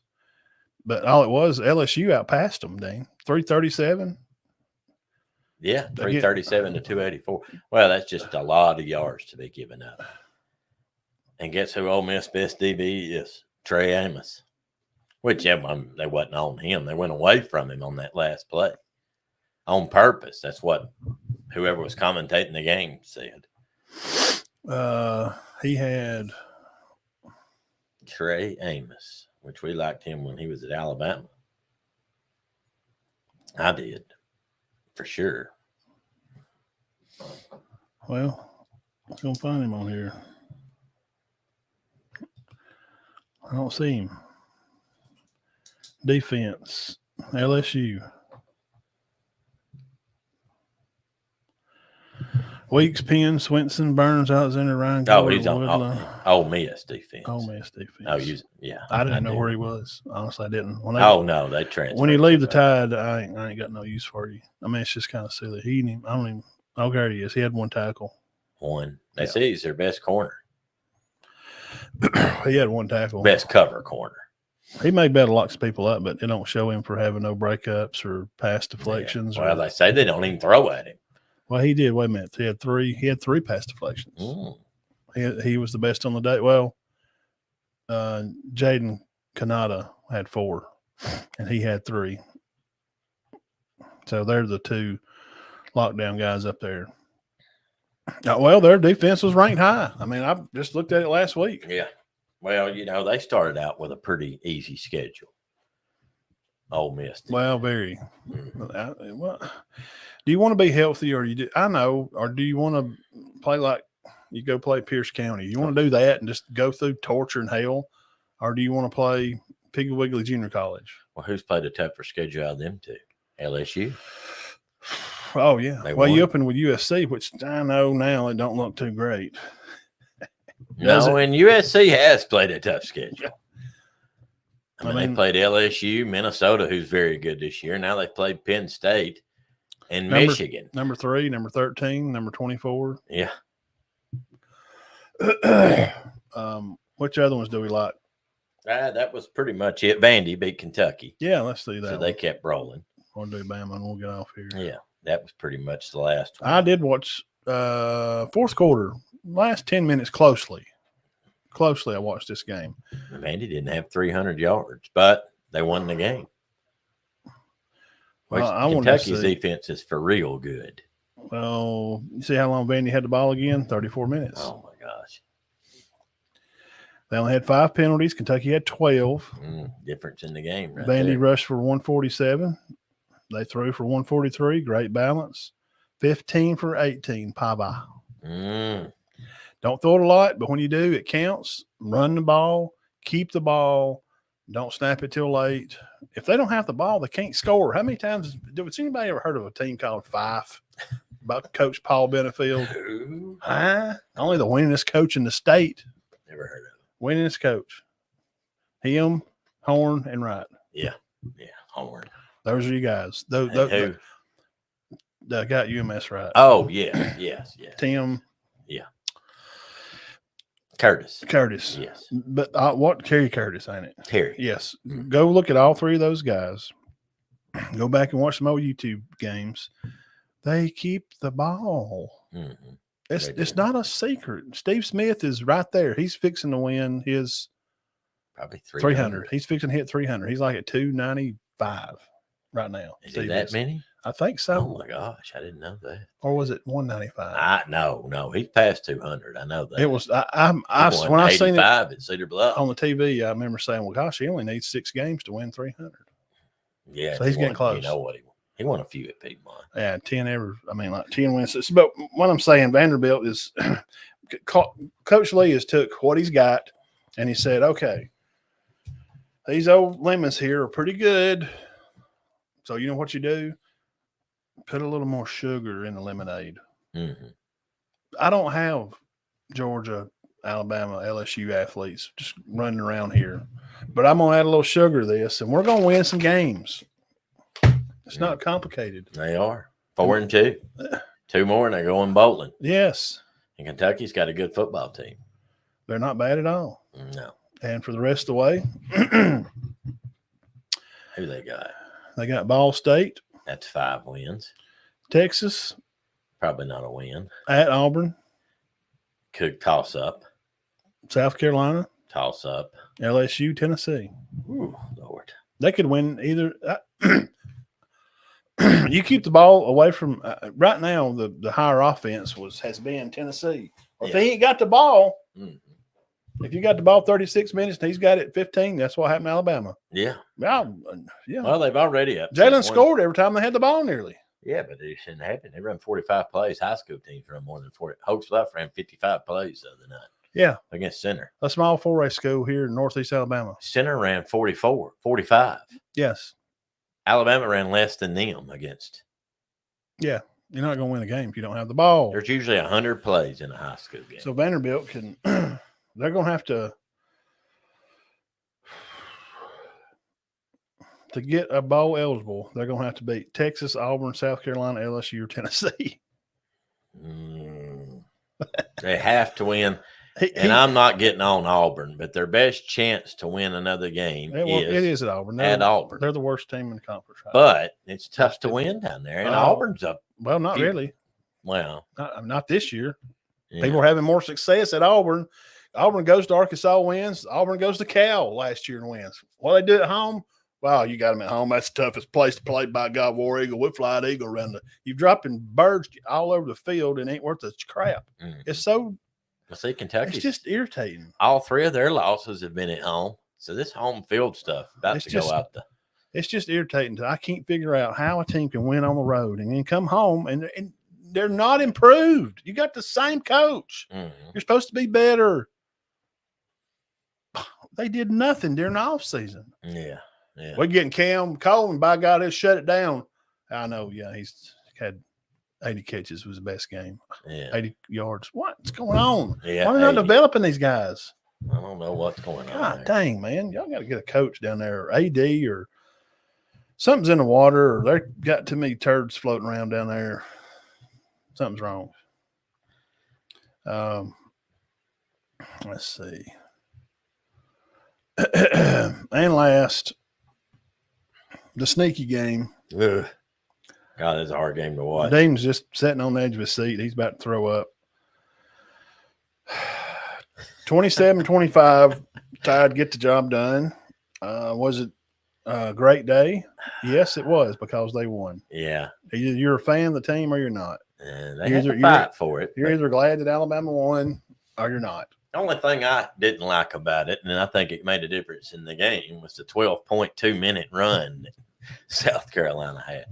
You got a 4th and long. He throws a deep ball on a freshman there and scores. Then they get the safety, and then they kick a field goal. But I just don't even think Alabama should have been doing nothing but running right there. 14-7. You know, you had a minute and a half left. Minute and 48 seconds left in the half. I know what he was doing. He's trying to, hey, let's go up 21-7 at the half, but it just didn't work. And I will say this about Holcomb. His decision to come after South Carolina after they got the onside kick ultimately won the game for him, because he couldn't get a throw off. And he came after him. He brought the house on the last, 2-3 plays? But again, 374 yards for South Carolina, only 313 for Alabama. And they did rush for 104. Milroe threw a couple of picks. He usually doesn't do that. One of them was a good play. I'm sorry. I'm not taking up for Milroe, but one, I'm not trying to say his interception was okay, but it was just a great play. I was trying to go full screen on this here. If y'all can see that, maybe if you look close, it won't let me go. Yeah, you talking about the. Why will it not let me go full? The onside kick. 1, 2, 3. They just come in and out of their hands. How? I don't know. They had it. I mean, they had it. It just popped out. I think that ball is slippery. Well, he helicopter kicked it. And I will say this. So it's Alabama spinning. fans, this sounds bad, but that quarterback don't drop that ball unforced. They might not have won that game. Well, but I felt like Alabama was going to dominate them there at one point, and then the table just turned like that. let me tell you where I think. Where it began. Where the fall apart began. I could go through the play-by-play, but I won't bore you with those details.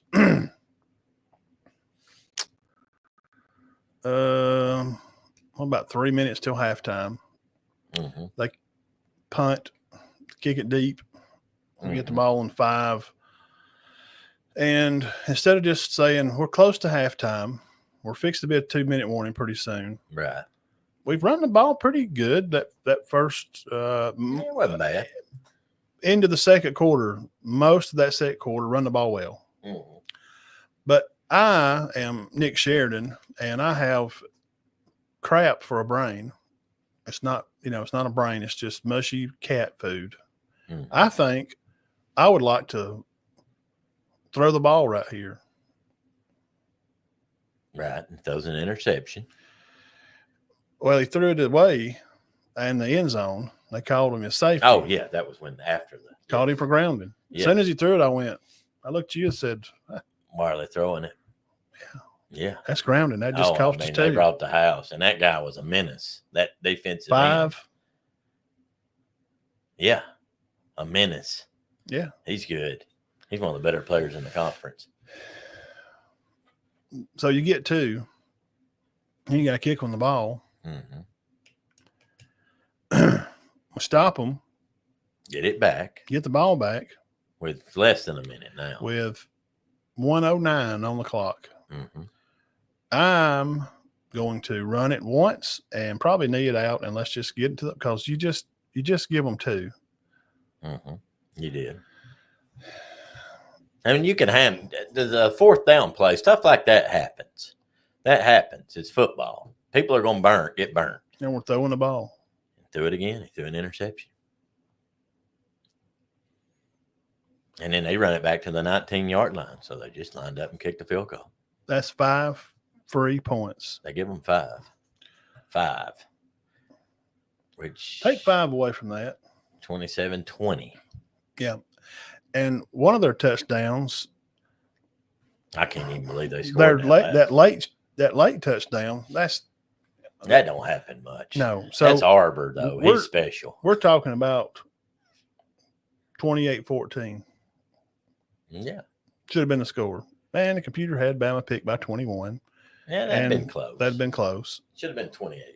I agree with that 100%. 28-10 at the least. The play that Nick Harbor made in the end zone. But if Bama gets the ball back more, if they get the ball back more, then Bama scores more. But again, guess who had the ball longer? They did. About 4 minutes. They ran 10 more plays. We're getting out-gashed at our own game. 24 for 32. Bama was 15 for 23. 5 for 3 on third downs, 1 of 1 on fourth. Defense is not getting off the field, but they're having to be out there a lot. That's the problem. They're having to be out there a lot. That's the problem. So where did the game go wrong? Right there. Oh, it wasn't with the touchdown pass to just make it 14-7. It was that one play that started it all. Throwing the ball out of the freaking end zone. With 1:40. Why? Run the ball. Yeah. You got 2 good running backs. You got Miller and Haynes. God, they're very good. Man, it's just not hard. And especially just run a quarterback draw. Mm-hmm. If you're just so dead set on ruining the run game in Alabama and run off A.K. Deere, the number 1 tailback in Mississippi, top ranked number 10 in the nation, tailback committed to Bama. Yeah. He's at the game. Why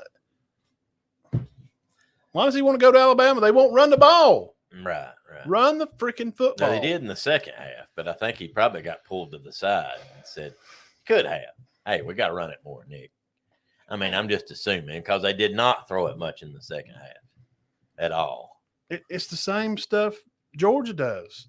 Yeah, they'll start running the ball late. You nearly got too late. Mississippi State's keeping up with them. They did. Mississippi State? Yeah.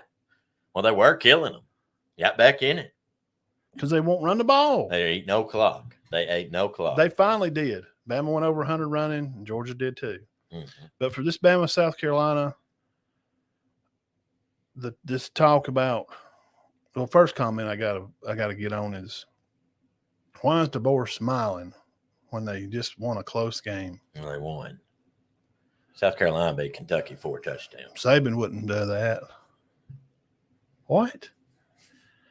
But Saban goes nuts in a 50-0 national championship game, breaks his headset, and the quarterback in the center Jones and McCarron are fighting at midfield. Mm-hmm. What do you mean there's no – I don't – so 42-14 with a minute left. Because he wants to keep the excellence there and those wins and not let them get lackadaisical, get their head too big. But when the games are close, like the two that I shared online – he's cool as a cucumber. Guys, it's okay. He just talked about it. If you watched, McAfee interviewed him. He said, in them close games, he said, I needed to be there in the soul. He patted Pat on the shoulder and said, it's all right, we'll get through this. We're going to figure it out in a close game. I always thought he kept his cool. You go smile to him. Hey, we've got to win. We're going to go back to the drawing board, and we're going to keep working at this. That's what DeBoer done. Hey, we found a way to win. Didn't like it. I'll kind of have this laid out. And the guy asked him, there before half, coach, what was the deal with that part of the process of the play calling? Mm-hmm. You know what DeBoer said? What? I wanted to score again. Exactly. Yeah, make it 21-7 at the halftime. I think we need to get off his mannerisms and dress. That's just, I ain't even going to address that. That's just silly. But this horse BS with Saban's gone. It'll never be that way no more. He's arguably the greatest coach ever. Not arguably, he is. I mean, who else? There's one more than him. And his staff was the greatest to ever do it. Right. His staff is coaching everywhere. Yes. Please go find his staff. They play for national championships. And if you go that 1 or 2 degrees away, most of Lanning coached for Kirby. Kirby coached for Nick. Lanning was a grad assistant. He was a GA assistant at Alabama. Oh, I didn't know that. Yes, they offered him the job first. He was the first guy they offered the job. He said, I ain't going to work. Oh, yeah. I'm not going to work behind Nick. I think I got a pretty good thing at Oregon. I like the facilities here. The weather's okay, I guess. I'm just going to stay up here and build my own thing. I don't want to be Bear or Nick and follow that crap. Right. And DeBoer said, I'll take a spoon of that. Let me try it. I've won everywhere I've been. But he knew. He had to know coming in. You got to listen to these clowns that constantly insult a guy. We played a close game. We're supposed to dominate. What do they want? Mm-hmm. Do you think that Nick Saban won every game 50-0? Yeah, but those teams, they wasn't as good. You'd lost to Vanderbilt. Nobody was as bad as Vanderbilt. Who? Well, who are you talking about? Do you know the difference in talent between the Alabama team that lost to Texas A&M? It wasn't even ranked. That Alabama team, a 2021 team? Yeah. The talent difference between that Bama and A&M was like this. The talent difference of this Alabama team and Vandy, yes, there's a difference. I'm not saying Vandy completes with Bama on talent level, but it's a little closer than the freaking Alabama team that lost to A&M. I think that A&M team went 8-4 or 7-5. That was the one with a chain, Devin a chain. Yeah, they wouldn't. They were lucky. Might have went 8-4. We thought they were going to win 6 or 7 games that year. Calzada was their quarterback. He never quarterbacked anywhere else. And he had a greatest game of his life against Bama. That's what happens. And these games when Bama, if that kid catches that pass down there or Sellers makes one different play, they're beat again. You have to have a team that plays a perfect game that they've never played. And then they go the next week, like, got Vandy. His numbers are good, but they weren't as good as they was against Bama. No, and that was a good win for Vandy. But Vandy's good. Everybody says you don't lose to Vanderbilt. Well, this Vanderbilt team's good. They've already beat Virginia Tech, Kentucky, and Alabama. And they may only win 2 more games. And Virginia Tech, for all intents and purposes, beat Miami. Mm-hmm. Well, yeah, I think they did. They beat Miami. Bad call. It was a bad call. Who's got arguably the Heisman Trophy winner and one of the best teams in the country. Yeah, they're and Vanderbilt beat them. Their quarterback rating by PFF ratings is 90. Which is good. Cam Ward is 90. Yeah. So that's how I think how Bama lost that game. That's where it started. Now at the end, that face mask. It's 3rd and 10. Mm-hmm. Yeah. One little thing. Nearly cost them the game. Nearly did. He had that guy open on that 2-point play. He overthrew him. Well, the guy at the field goal was wide open. Yeah. At the goalpost. If he would have looked to look 2 inches, turned his head 2 inches left, he's wide open. Well, that guy on the out route was open. At the goalpost. Nobody. No, there was a guy trailing him. I mean, there's somebody over there. Yeah, he was over there. This guy's over here like this. On it. Yeah. Thought, where's Waldo? Hello. Well, the secondary's young. And we said it was going to be an issue. Yeah. And you got Moore back there, and that's pretty much it. Yeah. With experience. Yep. Red Morgan. None of those guys have experience. Brown, Mincy. These are all freshmen. They're 5-star guys, but they're freshmen. He's got the highest freshman grade out point right now by date. Sab, he's doing well as far as tackles. He's been thrown on a lot, and they pick on him a little bit, but that's because of where he plays. plays. Don't have a lot of experience either. He didn't start for Michigan last year. Red Morgan grades out at a 76.9. 76.9 as of last week. Wow, that's good. He's a freshman. And you got that Savion Brown and Damani Johnson. It's not a ton of experience back there, and it's showing, but they're still winning. I mean, they've lost one, I know, but they're still. I don't know what to tell these. The whole media, I know why they're doing it, and that's why we don't have a show that grows. I'm just telling them, it's going to be honest. This is why our channel, I don't know, it's not going to really grow like these other channels do, because we're just like two guys just shooting the crap here on the porch, just talking about football. And I'm just real honest. I'm a real honest guy. I'm just telling you what it is. I can give examples and show you and back up what I'm telling you. Saban he didn't win every game. He only had 2 undefeated teams. One of them won it. The other one did not. We lost to Clemson. Right, in the championship game. Why? What is like Paul Feinbaum, the fabric's it's coming apart. Well, he said that last year, and they played. But why do people keep watching them? Why do they keep clicking on their goddamn videos? Oh, Stephen A. Smith, did you hear where he goes off on Milrow for losing to Vanderbilt? He had a great game against Vanderbilt. Sorry. Milrow. I don't care who you are. You don't lose to Vanderbilt. And I'm like, dude. That's fine, but you can't drag the quarterback. He scored 35 points.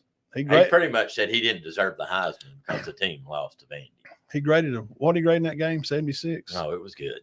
He threw for 310 yards and was like 70%. Now, I'm not going to be as silly to say that there's not some problem with the defense. Yeah, it's a little. Let me tell you probably what it is. Probably because he's a new coach that don't know the players yet. They don't know each other yet. They're learning. Womack's still figuring out. Well, I'll tell you, when Kirby was there, by God. Womack. By God, Kirby was doing that defense. Kirby got smoked by Clemson. He gave up 600 yards. Yes, to Deshaun Watson. Yeah. Tell me, it's because there's new coaching. They're new kids. They got a new coach. They got a new kids. They're freshmen. They're young. The coach is figuring it out. What do you want them to do? Womack. I thought he did a good job at the end bringing pressure. I said Holcomb. I don't know why I said Holcomb. What are people? What are they? Well, they gonna go smooth right off the bat. Let's give the guy a chance. Let's give him a few years. Look, I mean, they got a tough one this week.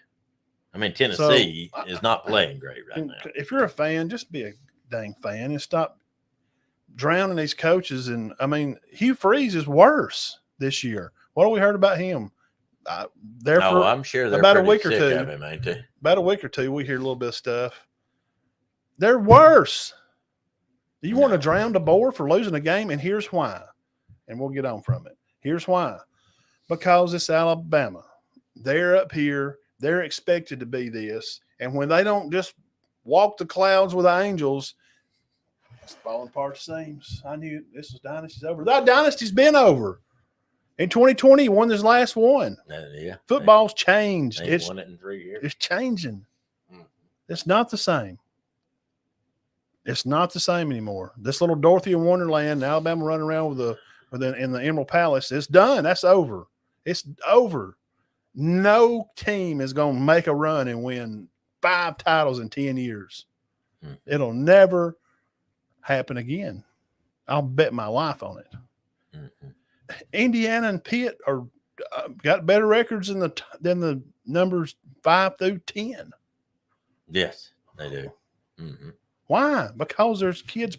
You got pretty good kids getting up there and playing. Well, South Carolina had some good players. I mean, they got Rocket Sanders. Nick Harbor, that receiver that made that last play, he's the real deal. And that defensive end. I think the problem with some of this late game comebacks, you know what I think it is? I think it's chemistry. Could be. There's a lot of them. It ain't just Alabama. It's a lot of teams. That's what Auburn had Oklahoma beat. It's chemistry.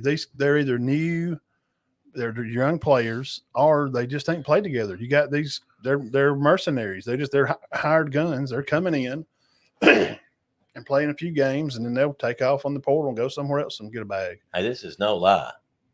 Auburn goes ahead of Oklahoma 21-10. I'm at Walk Hard Barbecue. Before I get here, how far is Walk Hard from here?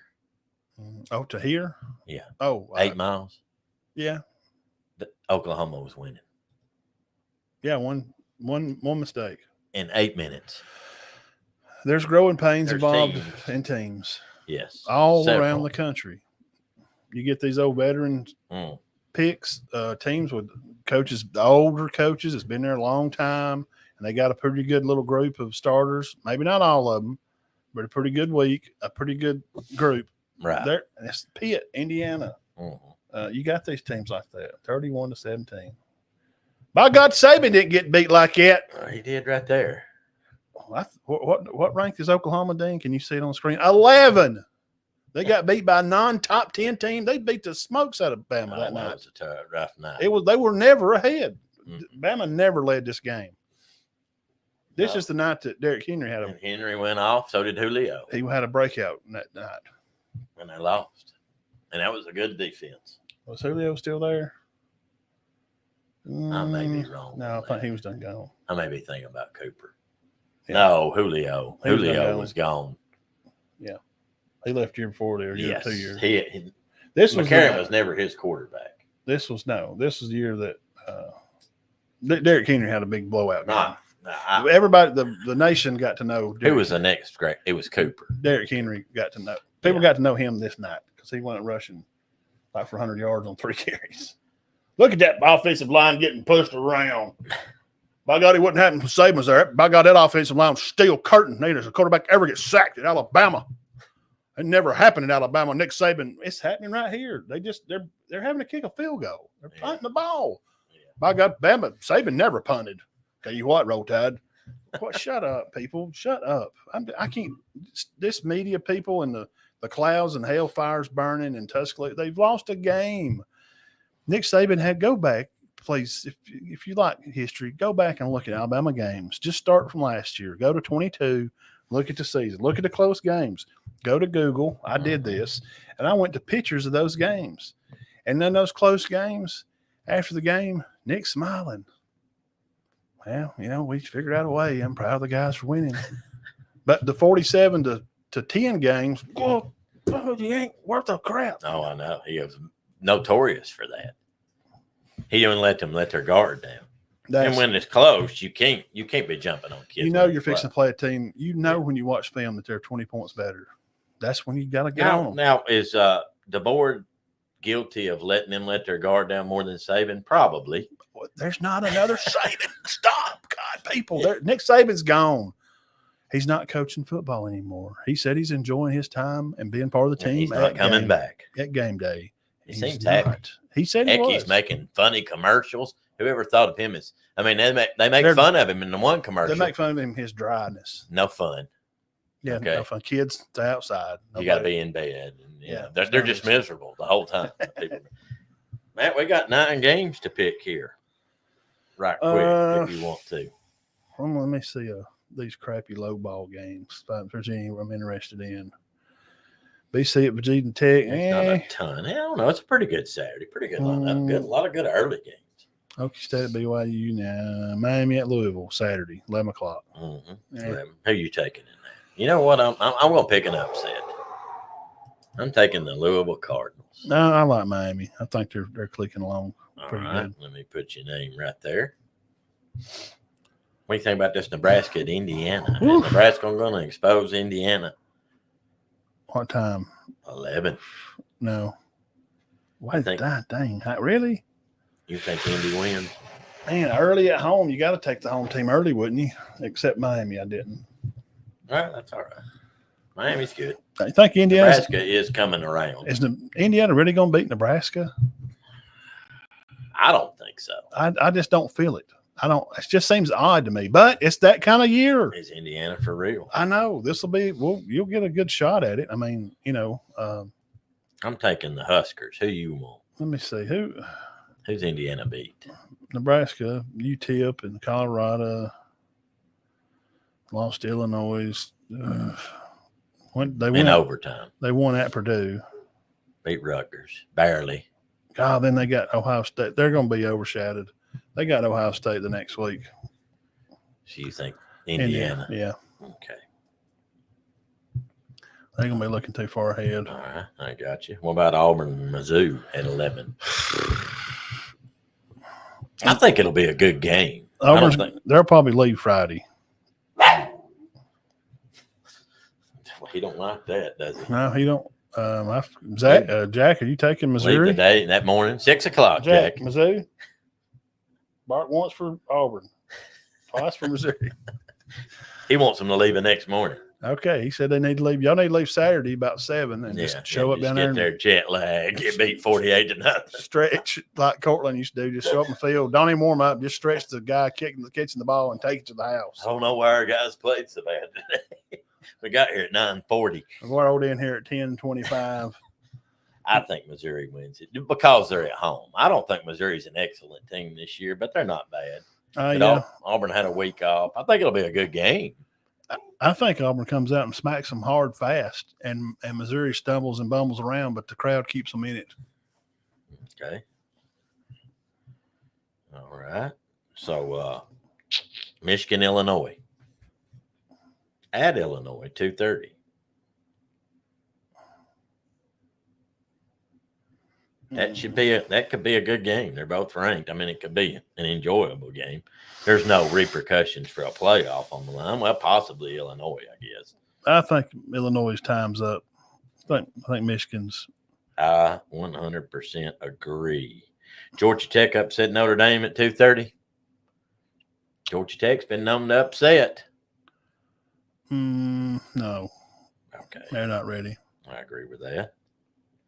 All right, since we're doing the games by order in time, what do you think about Bama at Tennessee? Bama by 27. No, I'm just joking. I just don't think Tennessee's playing well right now. And I know Alabama's not either, but I just think they're more explosive. I just think Bama beats them. And Bama shows up in these big games. I mean, it's just somebody's like, well, yeah, they moved to Vanderbilt, and if they played Ohio State, they'd have them 28-0 in the second quarter. I kind of agree with that. I mean, yeah, I sometimes you wonder during Saban's time and all those years, we'd have 2 or 3 years like 16, 17, 18. Like, yeah, the guys are bored with South Carolina, Lackey. Yeah, I don't. And Vanderbilt, they're like, really, we got to play these guys. Yeah. And then they go to Tennessee, like, oh, we're fired up. Yeah. I mean, they had Georgia 28-0. We want to play this game. And then they lose to Vanderbilt and nearly lost to South Carolina. I think they'll be all right. Bama's favored by 3. God almighty, I don't know. I can't pick against them. If Tennessee is playing better, I would 110%. They're just reeling right now. Yeah. If Tennessee had a week off to prepare, which they didn't, they just sneakingly beat a Florida team that's not real good. And just lost to Arkansas the week before. It's 3-0 at halftime against Arkansas. 3-0. What is going on? Their offense is struggling. Arkansas is a very mid SEC team this year. Mm-hmm. Mid, yeah. They're not bad, but they're mid. I think it's going to be another one of them, though. I'm gonna go with Bama, but because Tennessee's played bad, but the home team, somebody's going to win this game in the last at the 2-minute warning. Yeah, it might be Tennessee. 6 o'clock. LSU at Fayetteville, Arkansas.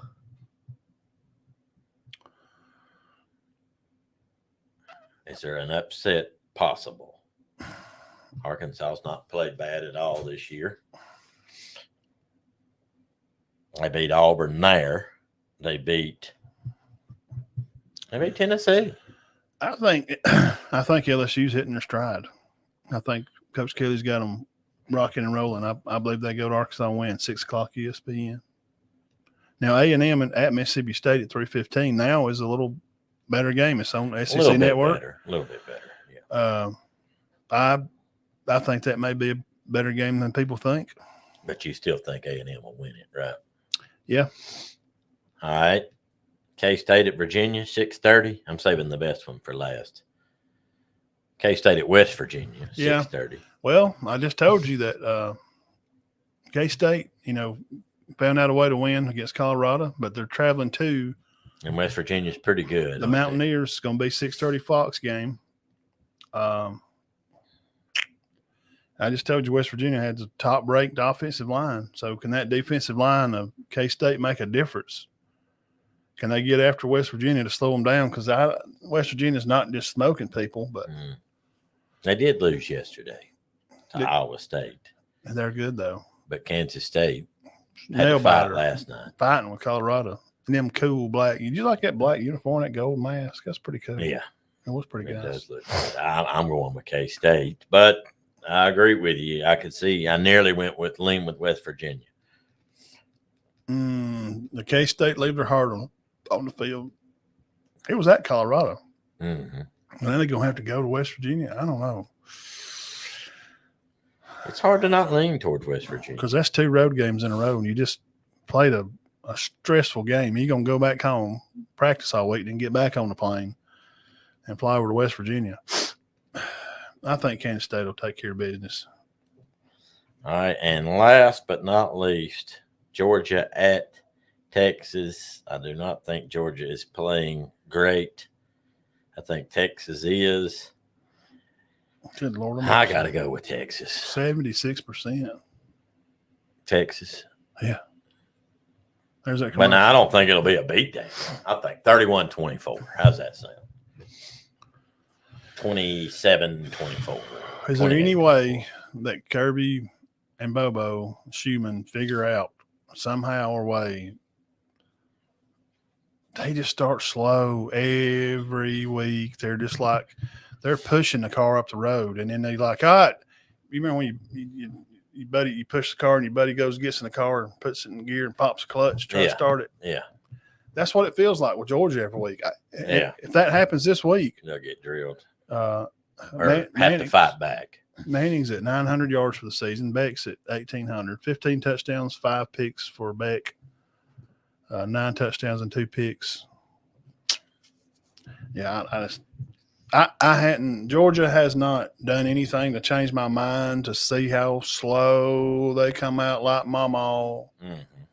We're playing football day. Carson Beck's way, he's kind of got this look to, we're going to go out here and score. It's kind of like Mountain Man on Duck Dynasty. Yeah. Hey, I'm Carson Beck. I'm quarterback, Georgia Bulldogs. Uh-huh. We're going to go out here, play Texas Longhorns Day. And we may score 28 in the third quarter, but the first half, we may only have about 14 points. I don't. If something changes, now they may shock me and come out and dump 28 on Texas. It's 28-14 at the half. But Georgia's not done anything to prove me any different. So, yeah, I'm going with Texas. I think Texas may beat them bad. I mean, I'm not picking the point. I think they'll beat them bad. Well, it's 3.5. I'd say 4-7. I don't think they'll drill them. 36-23. I just don't think Georgia looks very good right now. I don't think Alabama and Tennessee do either, though. So before everybody's pretty. No, we're not trying to be Bammers. I think LSU looks good. I think Texas looks good. I think Oregon looks good. Oklahoma like they should. Yeah. The top 3 or 4 is probably the better of the teams. The other teams are they're shifting the gears. Bama's figuring out.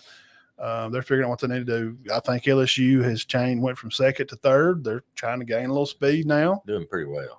Bama went from 2nd to 3rd and 4th, but it jumped out of gear, and they're trying to grind it back and forth. And now they're having to go back up to 3rd and then start back over this week. Yeah. Because they got so many attaboys beating Georgia. Boy, y'all are good. Yeah. Man, boy, y'all got a good football team. Lack of focus. Do it every time. Every time. Come back and hang out with me Tuesday night, and we'll go through Probably Yeah. 4 or 5 of these games, I'll probably dig into them a little bit deeper. Good luck to everybody this week. Center plays at home. Gainesville travels to Raglan. That's a big game. Yeah. And I think they can pull that upset. Yep. The way they've played this year, they can upset Raglan. On paper, obviously they're going to be favored. Raglan is. That's just, because they got a better record. The Rock traveled over to the Bluff. But I think that's going to be a good game, Gainesville. I'll be there.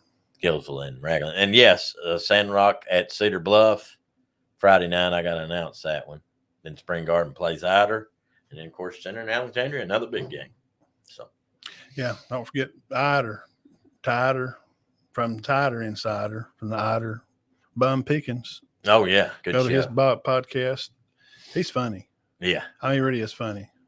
Good guy. Yeah, Great guy. We've had him on, and you just talk to him. He's real country.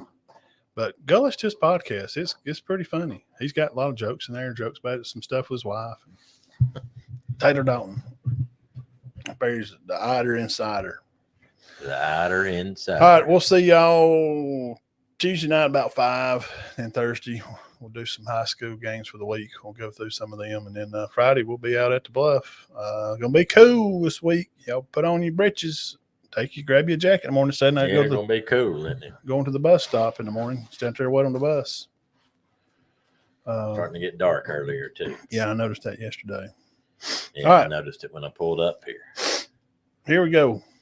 Congrats again, Wait just a second. Adam Griffith, Player of the Week. Congrats to him again. Yes, Adam Griffith. Good job. Good Yep. job. 10th grader. Way to Not grow too many and- 10th graders get that. Well, it's just kind of how it worked out when some was here and some was there and some teams were off. And I think it's a good opportunity to get him a little recognition for his growth and maturity that he's took on a lot of responsibility right here, man. Yeah. I'm talking about a 2-time 4A North championship team. They're trying to make another run at it, and they go, well, Our quarterback's hurt. Here you go. Mm-hmm. We need you to throw it a few times a game. He does pretty good with it. Yeah. I know some people had said last year, I need to throw him in that state championship game and just let him throw it. I wouldn't do that to him. Don't pour that on As the a boy. 9th grader playing against Montgomery The Catholic. number one defense in the state, not in 4A, in the state, 1 through 7A. They give up 78 points in 15 games all year. Yeah. Ogles, Jacksonville State quarterback, throw for 1 million yards. Quarterback at Troy now, 3 picks against Catholic. Yeah. And you see what I'm saying? So yeah, special. Ogles is good. Oh gosh, His daddy helped at JSU. He's a prodigy, and he threw 3 picks to Catholic. A senior, well trained, lots of camps. Threw for about 7,000-8,000 yards in high school. Didn't have a great game against Montgomery Catholic. So, well, I do think Griffith is ready now. Yeah, he's growing. That comes up. He's growing. Yeah. Everybody be safe. We'll see y'all Tuesday night.